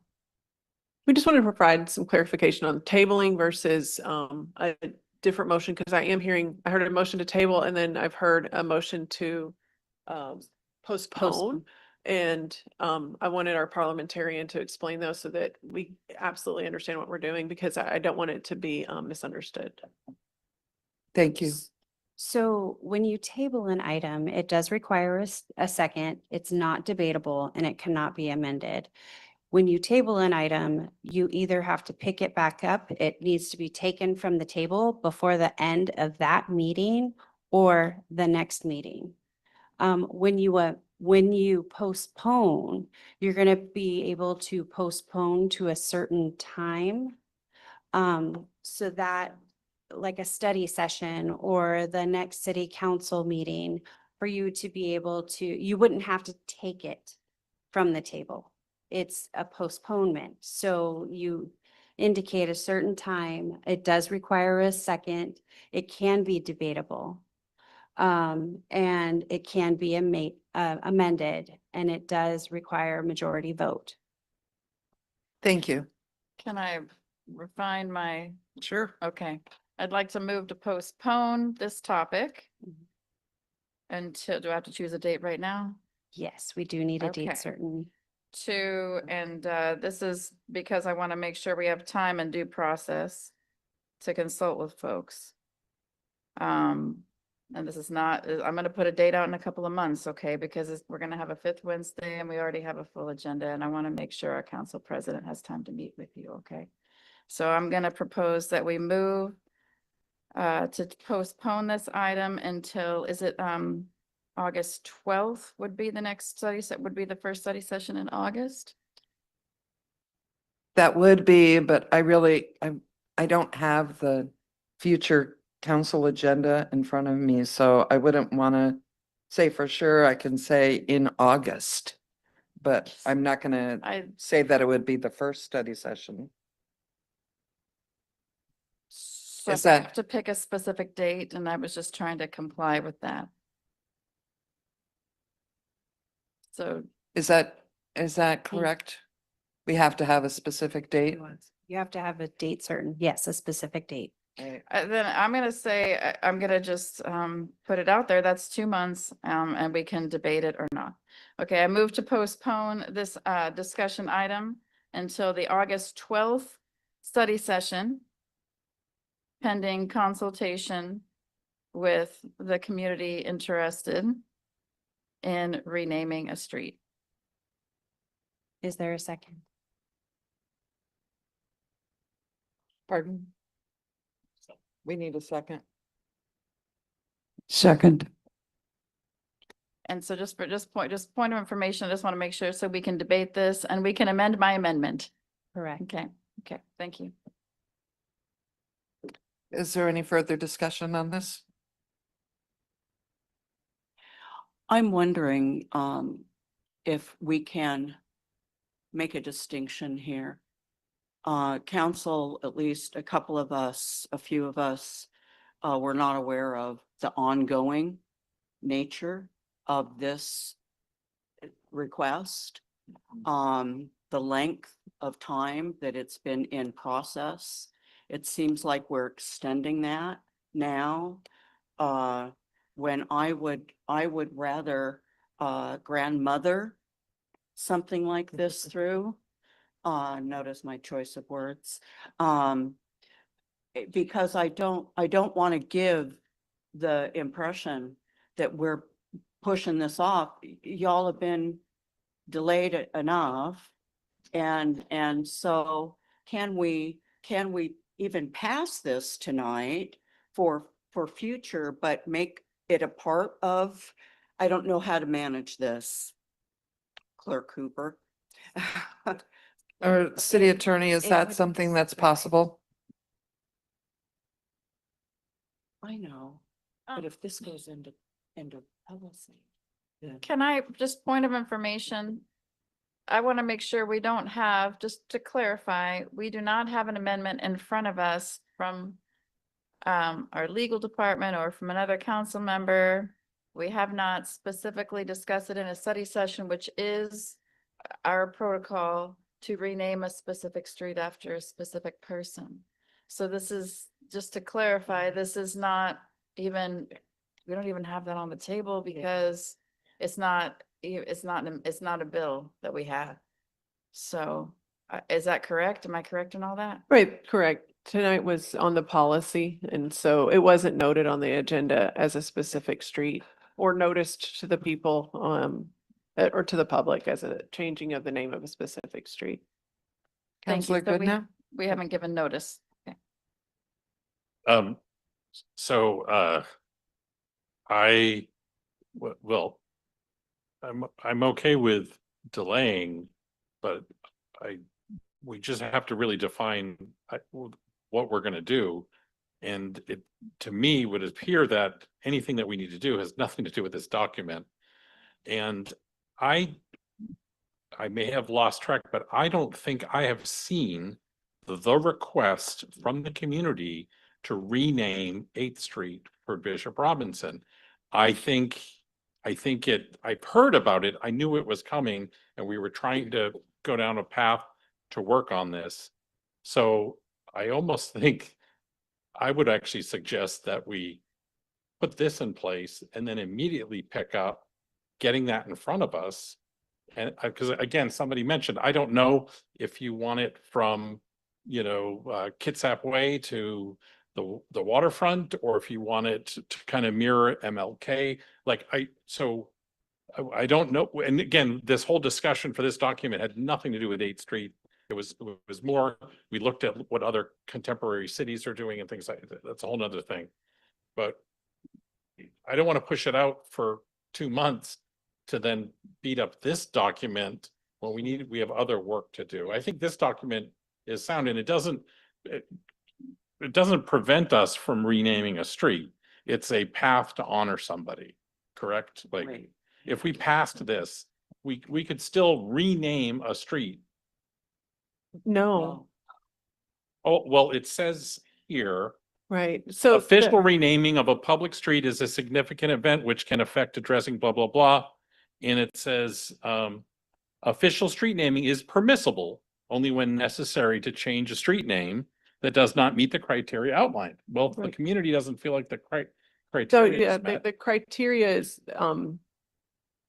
the reference to as it exists right now, whether the street is misnamed. So it was the official. So my understanding and how this was brought forward was that the council wanted honorary street naming to move forward, not official street naming to move forward. And so this was an honorary street naming ordinance.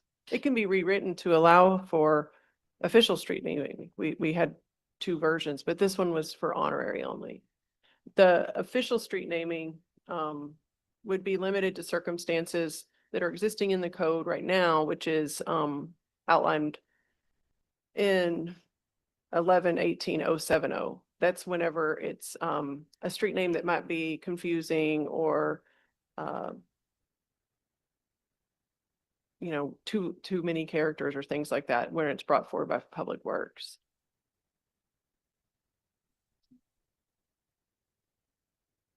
Right.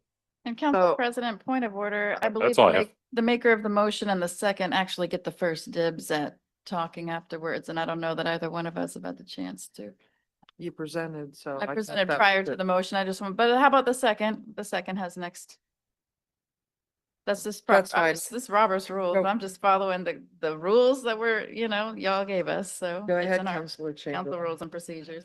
You're the second, right?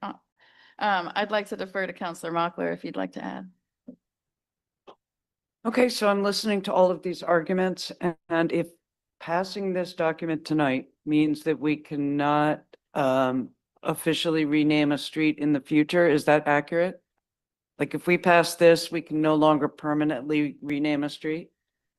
You could, but it would be if it met the criteria in the other section of code, not the community-based version. And if that's not what the community wanted, that's what I understood the council wanting to move forward, was that it was going to be honorary only. And if that was not what the council wanted to move forward, then don't Well, pass this one, I'll rewrite a different one.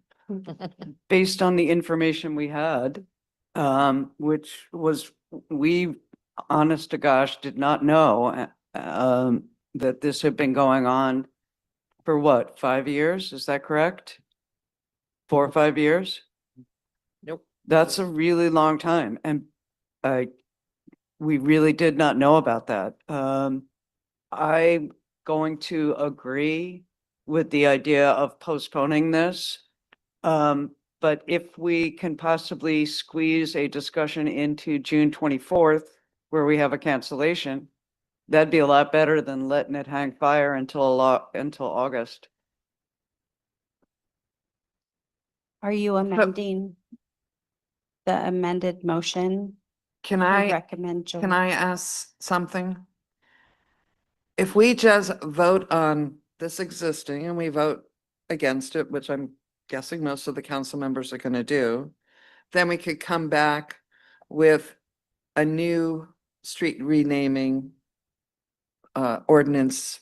I don't know if you would be able to put it on next week's study agenda or not, but So I have multiple versions available. So I'm happy to put one together that is for official naming and then have a backup where there's also honorary. You could do one or the other. You could, I mean, it would be odd to do both. That's not necessary, but I can write it however you want it to be, and I can do it by next week. okay. So I move that can we just vote no on this? Do we need to vote no, or do we need, or we can just table it forever? I'll defer to the parliament. You The don't have first- to vote on it at all. Yeah. Correct. We do need to make a vote on the amendment to postpone it to August 12th. So that would be the first thing. If that fails, then we go back to the main motion, which is to approve the resolution.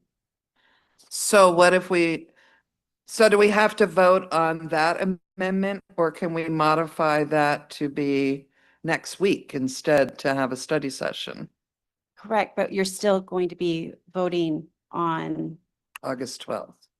well, this document, this ordinance. I'd like to withdraw, can I withdraw my amendment, or we have a second, it's already on the table and I'd like to call the question on that amendment. Is that what I gotta do now? So we can just, Question on the amendment, no. okay, Yes. yes. Is there a second? To call the You question want to vote on on the this amendment? amendment? Recall the amendment, I second. Can I recall the amendment, or do we have to vote on it, parliamentarian?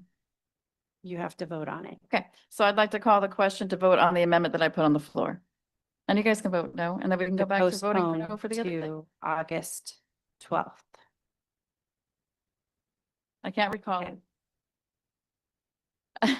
All right, Okay, any other discussion? I call for the question, please. okay. There you This go. is on this is only on the amendment to postpone to August 12th. Yeah. Okay. Councilmember Goodenow. Good now. No, right, right, Yeah. no. Mochler. I'm so sorry. No. Thank you. Tiff. No. Chamberlain. No, Fry. No. Camerata. No. Robolowski. No, Okay. That motion fails. So now we're back to the main motion, which is to the ordinance establishing Bremerton Municipal Code 11.18.080 entitled Honorary Naming of Public Streets. So you can continue your discussion on this item unless, or you can call the question, Council President. or if this fails, so this ordinance would not come back. It would be a new ordinance that would Okay. come back that would be different. all right, is there any further discussion from council members? Nope, call for the question, please. Councilmember Camerata. It's a no. This would be on, so you are right now voting on ordinance 5538 to pass, I'm gonna go with no. to establish. Come back and have discussions. And that is why I'm voting no. Okay, Okay. no. Good now. No. Thank you. Mochler. No. Thank you. Tift. No. Thank you. Chamberlain.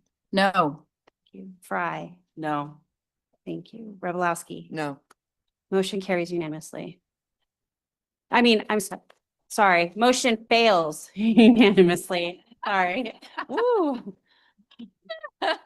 So I'm gonna work with the city attorney so that we get.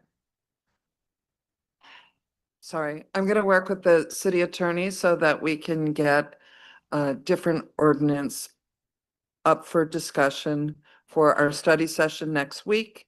And then after the study session, we would vote on it the following council meeting. Council President, may I ask just a point of information again?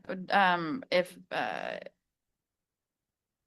I feel like my point was that there's been a lack of consultation with this council, and so will we be able to count on you to reach out to some folks to have?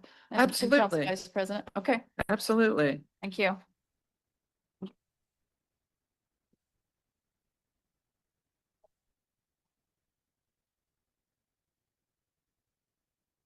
Yes.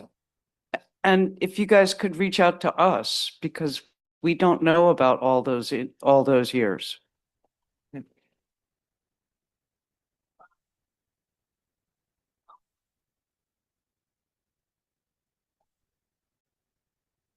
Okay. Thank you, Akuya Vargas. Okay.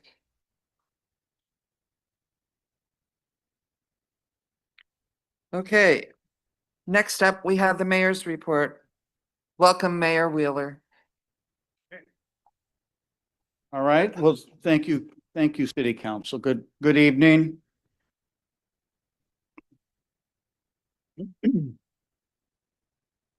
All right. We've got a slide coming up here, Dave, whenever you're ready. All right, so just a picture of our KRCC board. And I wanted to share a little bit about this picture, Kitsap Regional Coordinating Council Executive Board. And we collectively won the Puget Sound Regional Council Vision 2050 Award. And it was went out to the jurisdictions who created the ADU, accessory dwelling unit plans for development. So the plans are available for free in the city of Bremerton, vary in size from 480 to 1,000 square feet.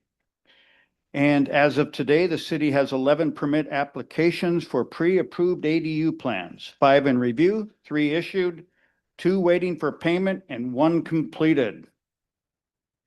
And the reason I wanted to show you this is this was a combined effort of multiple jurisdictions, not just 4 cities in the county, but Squamish Tribe Transit Agency included in here. So thank you. Next slide, Dave. All right, we are putting the call out. We need folks to step up and to serve on commissions. The request is for the City of Bremerton Planning Commission. So if you can help put out the word, we want folks to sign up and get involved in their city. So I'm just sharing a little bit of the criteria here, and you can see it on top. It's thoughtful growth, housing, land use, long-range community planning. These are things you can do as a planning commissioner. So thank you, Dave. Kitsap Lake Park ribbon cutting. This is coming soon, Friday, June 26th, and we have accessible picnic tables and restroom partitions that are yet to be installed, but they will be ready for this ribbon cutting. I encourage you, if you have not been out there, I encourage you to take a visit. You're going to like what you see. The bottom picture there.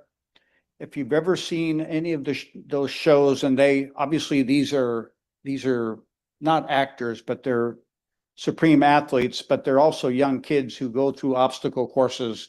And this playground reminds me a little bit of that. Kids can challenge themselves, their physical abilities. It's a lot of fun. Next slide. All right, Warren Avenue Multimodal Project is coming soon. The project status, I'm going to point right to the, okay, so 6:30 from 5:30 to 7 p.m. Right here in the Norm Dix Government Center. The project status, if you'll take a look at that, the design is progressing towards 60%. Utility coordination, environmental permitting is ongoing. Bridge rail, shared use path, lighting improvements, and safety improvements are being advanced through the preliminary engineering.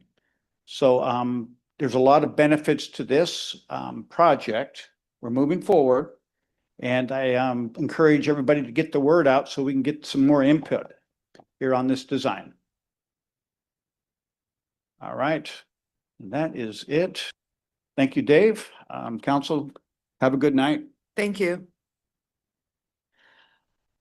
Okay, this is, next up is council member reports. This is an opportunity for council members to share updates on activities, issues, and events occurring within their district, highlight community meetings or events they've recently attended or plan to attend, and provide information on other matters related to the work and business of city council. And please limit your report to no more than 3 minutes.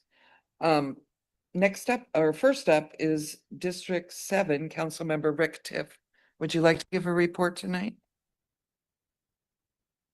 I have no report tonight, but I will echo the mayor's comments about the ribbon cutting on June 26th. So hopefully we'll see a lot of the community out of it.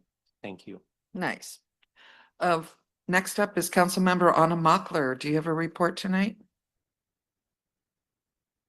I do, and I am timing it. Good.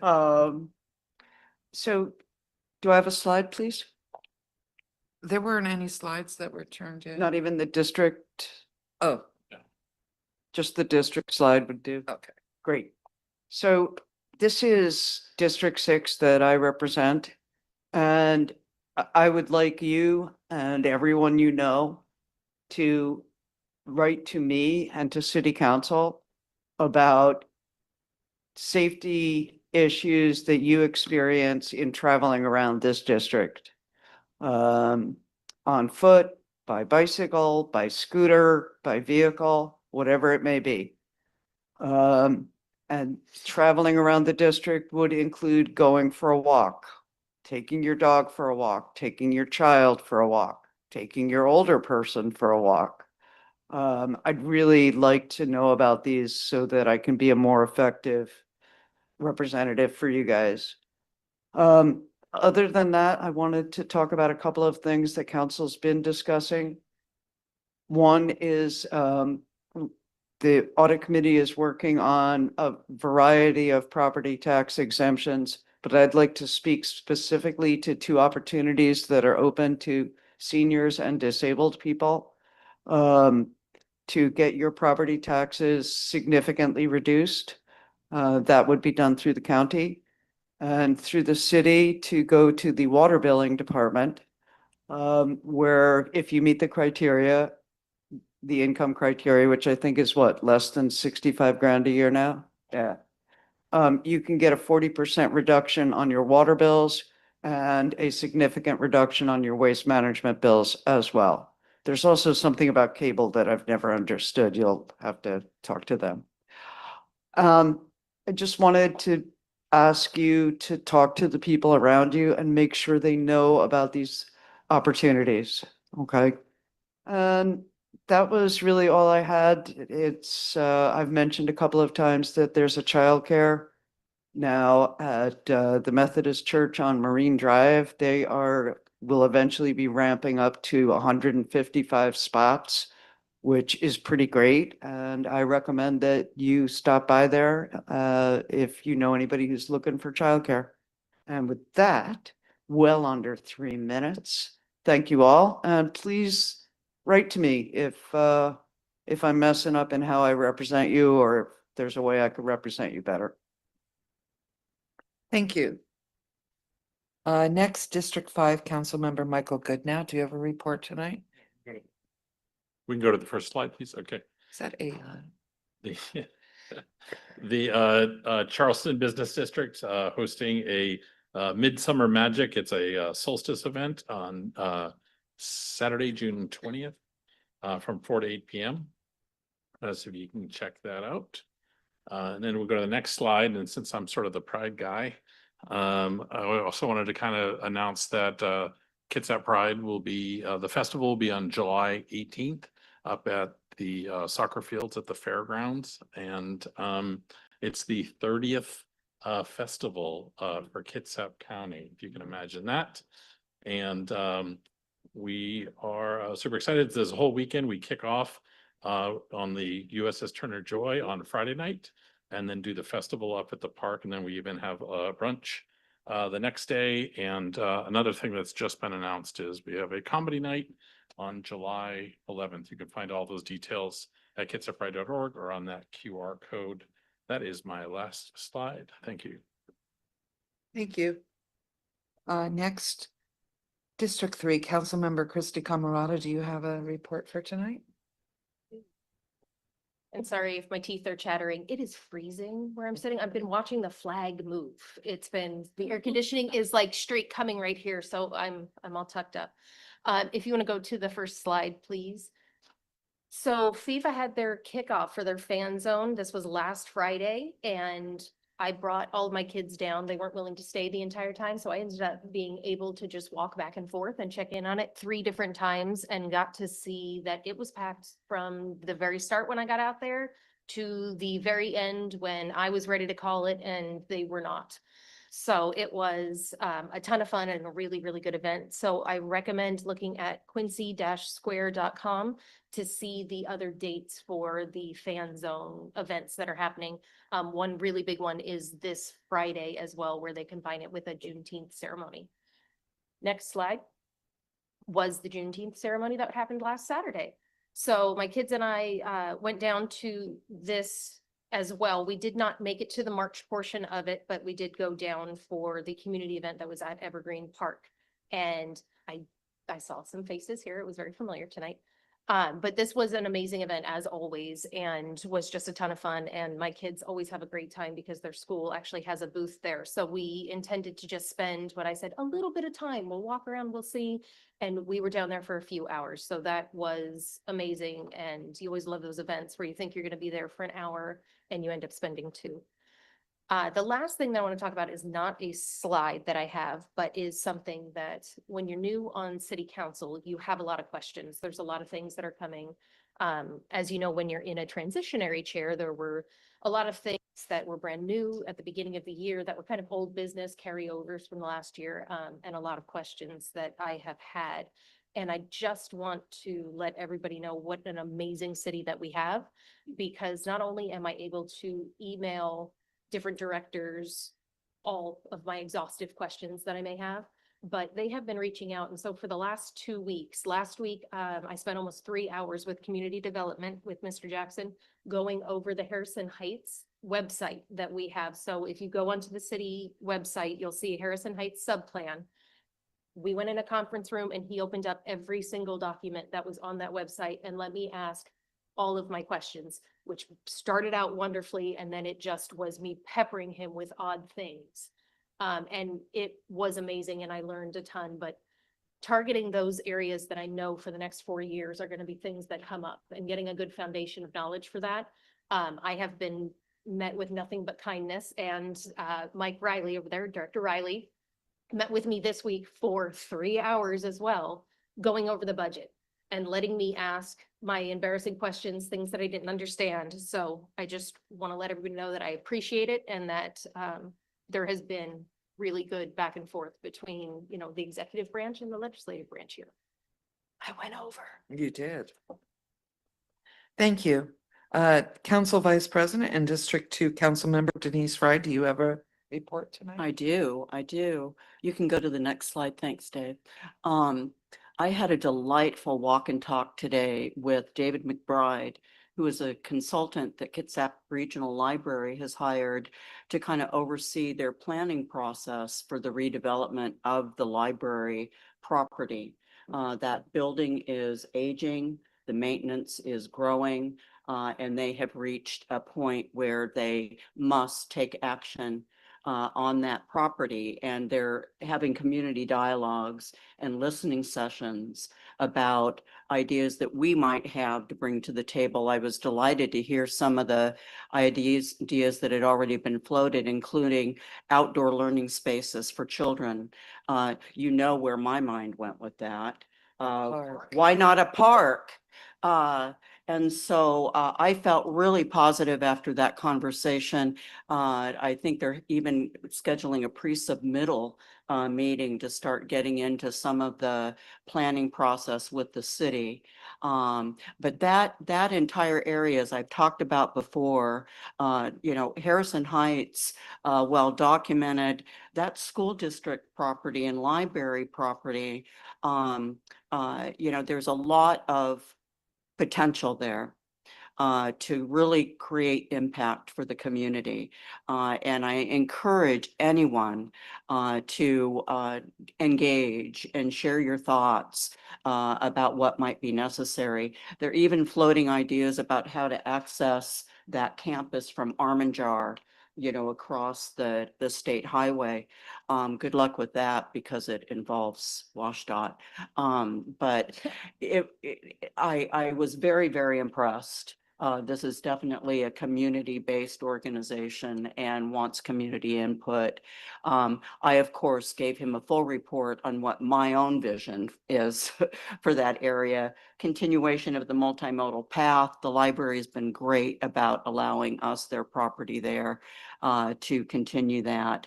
And they're on board. So I'm very pleased. I think this is showing progress. It's forward thinking, as Councilmember Goodnow always says. And, let's, they also are going to be at the fan zone. So you can get involved there if you happen to be down there. And I think that's it. Yes. Survey. Yes. Thank you.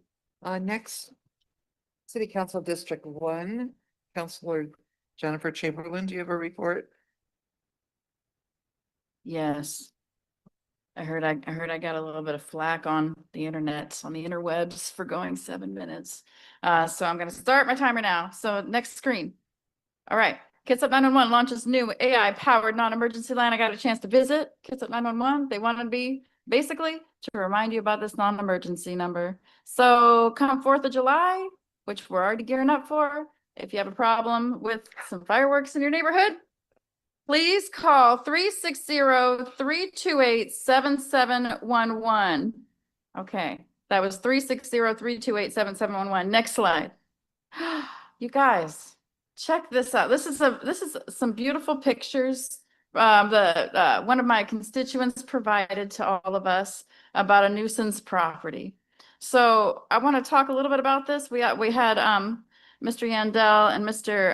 Kennison come, and they gave us a little briefing on the issues they were having in their neighborhood. And I believe that Director Barthume will be getting back to them with some questions he asked about earlier in the week, and then again wanted to know a little bit more about it. More will be revealed on some solutions for this neighborhood, and I want to throw a shout out and thank you to Melinda Monroe and also to Director Barthume for coming up with some creative solutions that might help this car hoarding situation. Now, we're not talking about folks living in their cars here. We're talking about somebody who has collected cars, I believe about 15 to 20 of them, and had them lined up all along the neighborhood, and potentially fixing cars out of their home.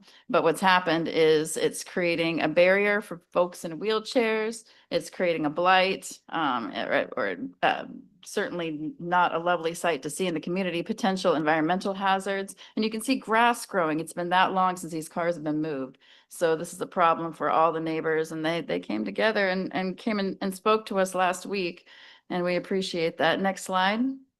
Cleanup. I'll put that on my post on my website someday. I say it every month. I want to give you guys some data. The last point in time count, we can just go off the slide.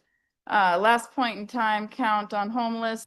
We had 2,671 people requesting housing assistance. The average monthly income for those households was 843, while average rent was 1,744. 640 people that they could find in a point in time count, which we know there's more. It gave causes of homelessness as mental health, health issues, job loss, unable to work, eviction, loss of housing. What we know is housing works.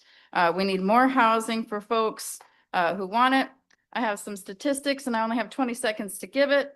5 years prior at Pendleton Place, 63 people had 304 less ER visits in the 0 to 4 years that they were in Pendleton Place. They had 646 less hospital days.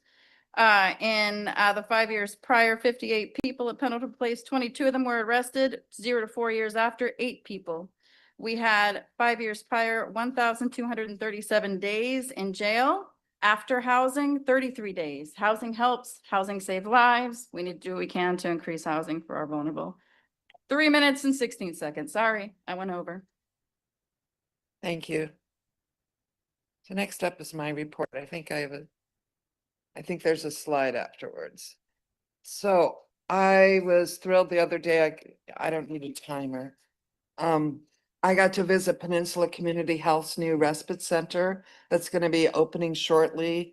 And one of the really great things is they have a huge day room that's beautiful, lots of light.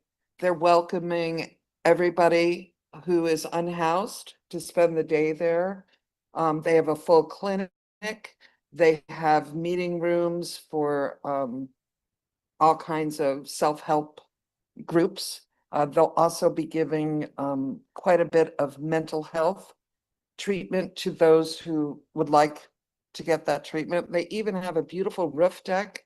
So folks who are living there, which will be people who are released from the hospital before they used to just kind of leave them on the street and say good luck. They'll have a place to stay and recover. And a lot of folks in that situation aren't sleeping well, so they'll be able to go up on the roof deck at night and look over the city in a nice, beautiful, clean building. It's gorgeous. So do I have another slide here? Oh yeah, and that was funded in part by ARPA funding that the city council awarded to them. So it's a great project. Also, I've been working with our office staff and a couple other people on council, and we put together a community budget survey, and that's going to go live in the next few days so that members of our community can actually put a voice into what their priorities are. Because often, it's usually in the past, we go in, a budget is shown to us, and we have basically a day to say yay or nay. And so this way we can have the community weigh in so we can help with those priorities, trying to get those things funded. So next week that should be coming out, and I hope everybody fills out that survey. So another slide. So the upcoming meetings, council study session on the 25th at 5. On the 30th, there's finance, investment, and parking committee. And there's also the Warren Avenue Bridge open house. So you can come in, make your comments. There'll be very enhanced pedestrian and bicycle facilities on it. So come see what they're planning. And then our next regular council meeting will be on the 1st of July at 5:30 p.m. here. Thank you. Meetings. Oh, I'm sorry. I'm so sorry. I'm tired. Next up is community comments. And as a reminder, community comments is an opportunity for community members to address the council on topics that were not included in tonight's agenda, but are related to the work. And you can also talk about items that were on the agenda. I would like to also remind everyone that the city council meetings are official business meetings, of the city of Bremerton, and serve as a workplace for city employees. While the council welcomes public participation and values a wide range of viewpoints, these meetings are not open public forums for unrestricted address. The city has an obligation to maintain a respectful, safe, and harassment-free environment for all participants. Comments that contain harassing language or personal attacks are not germane to city business and will not be permitted. Harassing language includes, but is not limited to, ethnic, racial, or sex-based slurs and other discriminatory remarks. Speakers who engage in such conduct will receive one warning from the chair, and if behavior continues, will be directed to conclude their comments and to return to the seat, and I don't anticipate any of those issues. So we did receive a request for online comment. Is Mr. Runyon online and would he like to speak? Yes, can you hear me? Yes, we can. Thank you. Go ahead. I have three comments. First of all, I want to address Greg's comment regarding pre-approved ADUs. Quote, plans are available for free. Plans are available for free, which is not correct. I phoned DCD, requested the plans package for the Sydney plan because I wanted to provide that to contractors. I was going out to bid. I want to know what that's going to cost to build because costs have gone through the roof in Western Washington. And I was told that they're not going to provide the plans package to me so I can provide to the potential contractors. I have to file for a permit, so I have no idea what it's going to cost. I don't have a materials list. I don't have a foundation plan, nothing. Any of you build a house? Have any of you built a house? Do you go in and say, hey, I don't really care what it costs. I'm just going to build it. No, you don't. That needs to be revised. Secondly, I want to congratulate Councilmember Mockler, who represents District 6, the district I reside in, for her joining my tax revolt. Yes. Number one, you need to challenge your tax assessment. Apply with the county by July 1st. There's a deadline. Number two, file for an exemption. And actually, the threshold is $93,000. If you meet the requirement. Mr. Runyon, your time is up. Thank you. Sorry. Thank you for your comments, though. Okay, from the floor.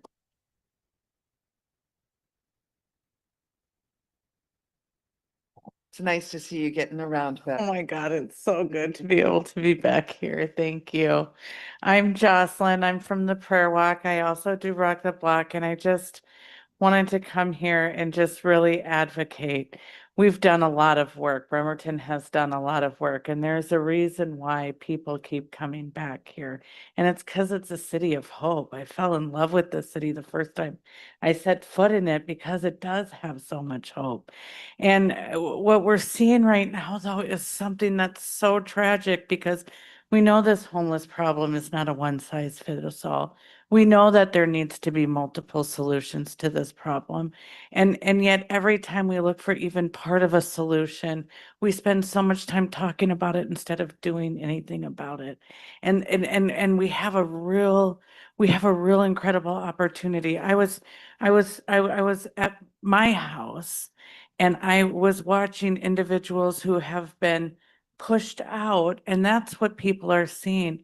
Nobody wants to be pushed out. We need to have a place where we welcome people in.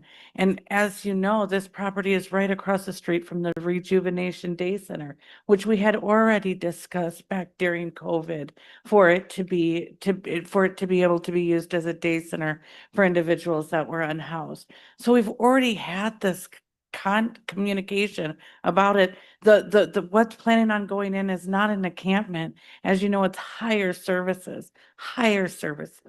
So anyways, thank you. Thank you. I'd like to talk with you after the meeting, so please don't leave, okay? Do you have a couple minutes? Okay, let's talk. Thank you. Next, who would like to give community comment?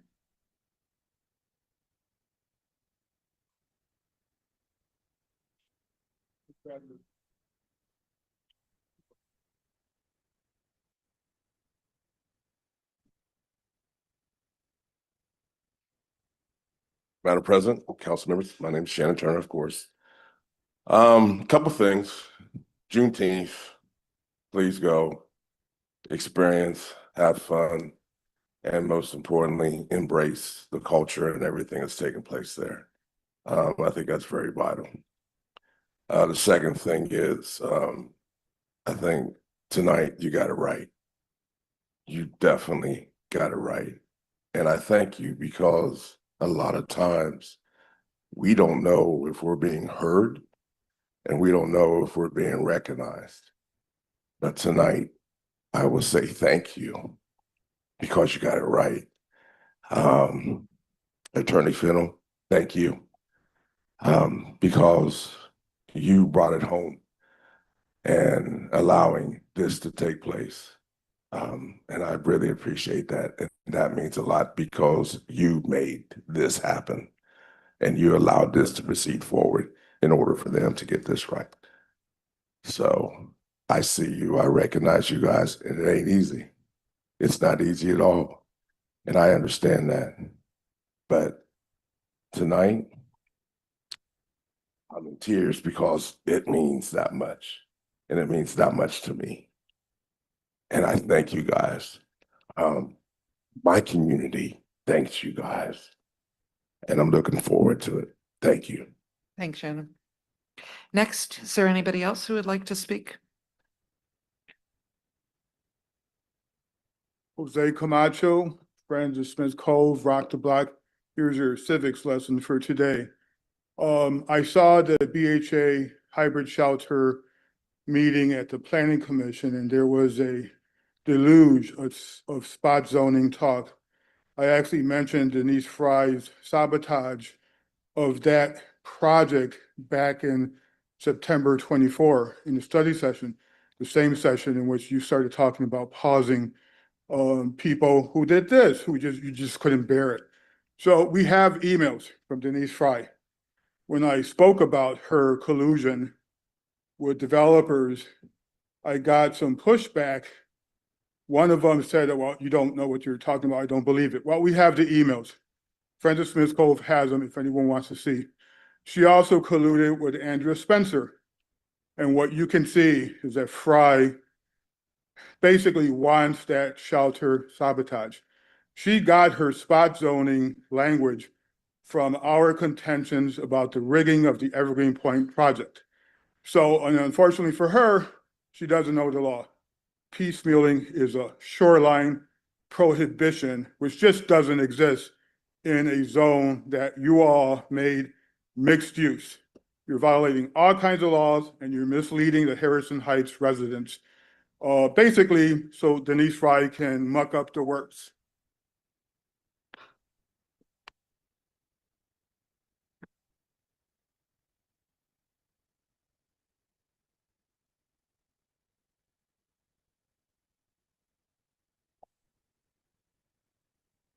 Sally Hass. Bremerton's many partnerships rely on public trust, but the Bremerton Housing Authority's recent behavior regarding the Harrison Heights project completely shatters that trust. At the June 15th Planning Commission meeting, the BHA director requested to fast track the project by completely bypassing the scheduled July 20th public hearing. This comes after BHA canceled the May meeting because they weren't ready, leaving the public with just one session on June 15th. Furthermore, they have failed to post physical zoning change signs or engage property owners within the 500-foot boundary. Look across the sound. A massive forensic audit just revealed that the Homeless Authority in Seattle has a $44 million budget deficit and millions in completely unaccounted for funds due to lack of oversight. Bremerton is not immune to this. When an agency attempts to dodge public scrutiny, ignore neighbors, and rush city leadership, that's you, into skipping steps, it's a glaring red flag. The public is owed due process. I urge this council to reject any attempt to fast track the process. Thank you. Thank you. Good evening, council members. My name is Janice Allison. I live in District 2, just one block from the proposed Sheridan encampment. Tonight, I'm asking you to do something very simple. Give the residents of District 2 the same respect and opportunity that was given to the residents of Oyster Bay in 2023. When the Oyster Bay Vista shelter site was being considered, the city of Bremerton, City of Bremerton and Bremerton Housing Authority notified the residents, held community meetings, listened to concerns, and engaged directly with the neighborhood, with people that agreed or disagreed with the proposal, they were included in the process. This has not happened in Sheridan. Many of us learned about this project long after discussions were already underway. We have attended many council meetings, many Bremerton Housing Authority meetings, trying to understand a proposal that could significantly impact our neighborhood, our schools, our seniors, and our local businesses. What is especially concerning is that the executive director of Bremerton Housing Authority recently on Monday asked the Planning Commission to sidestep the normal public process for the proposed zoning text amendment. That request should concern every resident of Bremerton, regardless of where they stand on this issue. We are not attorneys with resources to threaten lawsuits. We are not special interest groups. We are simply taxpayers. Thank you. Thank you. Barb Randall, for the same reason, those two ladies. This is directly from the person from Bremerton Housing Authority's written February 23rd, 2026. Unsheltered homelessness is a humanitarian crisis playing out on our doorsteps, on our sidewalks, and at businesses across Kitsap County. It is a community challenge that demands a deep sense of urgency, compassion, and practical solutions. And this is what I had for all, especially residents, students, and elderly that live there now. The next step is to follow. This is again what she wrote. The city's permit and zoning processes and launch a broad outreach effort with three parts: education, clear information about the model operations, safeguards, impact, how we intend to measure outcomes of reduce neighborhood harms, and respond to concerns. In parallel, Bremerton Housing Authority will begin developing planning for a future permanent affordable housing at the Sheridan site, because lasting solutions depend on expanding the inventory of housing that people can afford. Homelessness is solvable through dignity, health, and partnership. We invite our neighbors and local leaders to join us in this next step, because every person deserves a safe, dignified, and affordable place to call home. Thank you.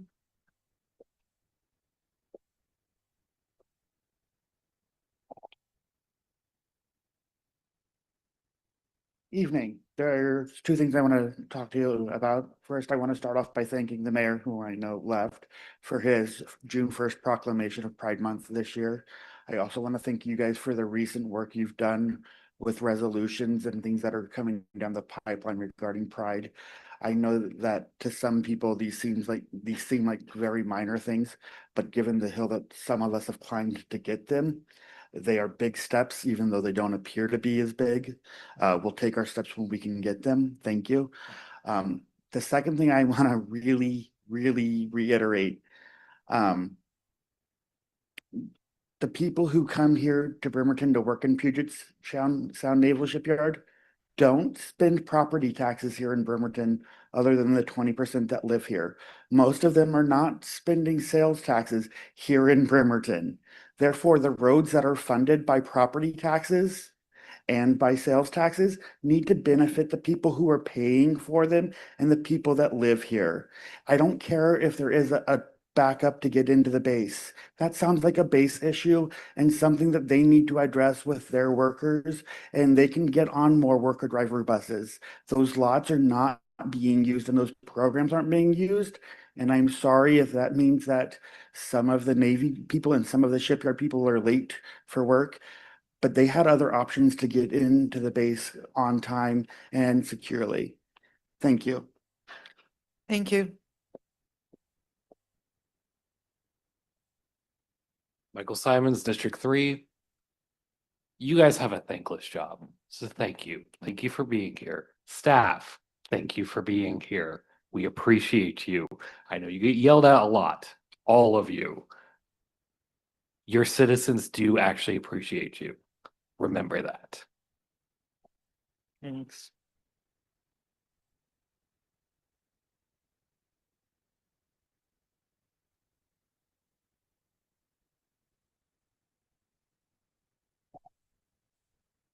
Hi, my name is Chuck Henderson, and I'm a property manager down here in the city of Bremerton. I manage two buildings with about 40 tenants between the two.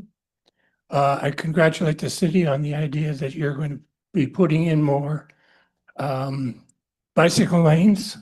But the problem with that for downtown tenants is the parking. You were eliminating a ton of parking. So I think it's time that the city addresses the shuffle that's occurring in downtown with 2 hours on each street and get rid of that. Because if you are not down there and watching the shuffle, you don't understand what I'm talking about. So my suggestion is let's do 3 hours, one time each day.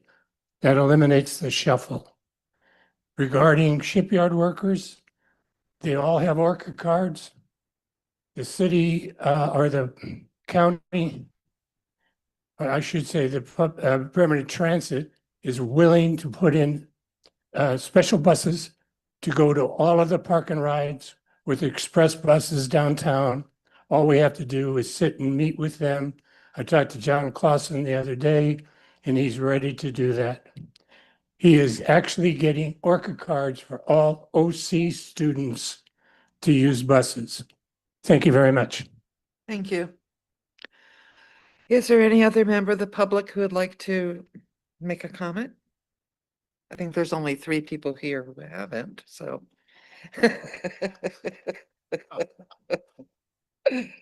Okay, well, that concludes tonight's meeting. Thank you all for coming. Good night.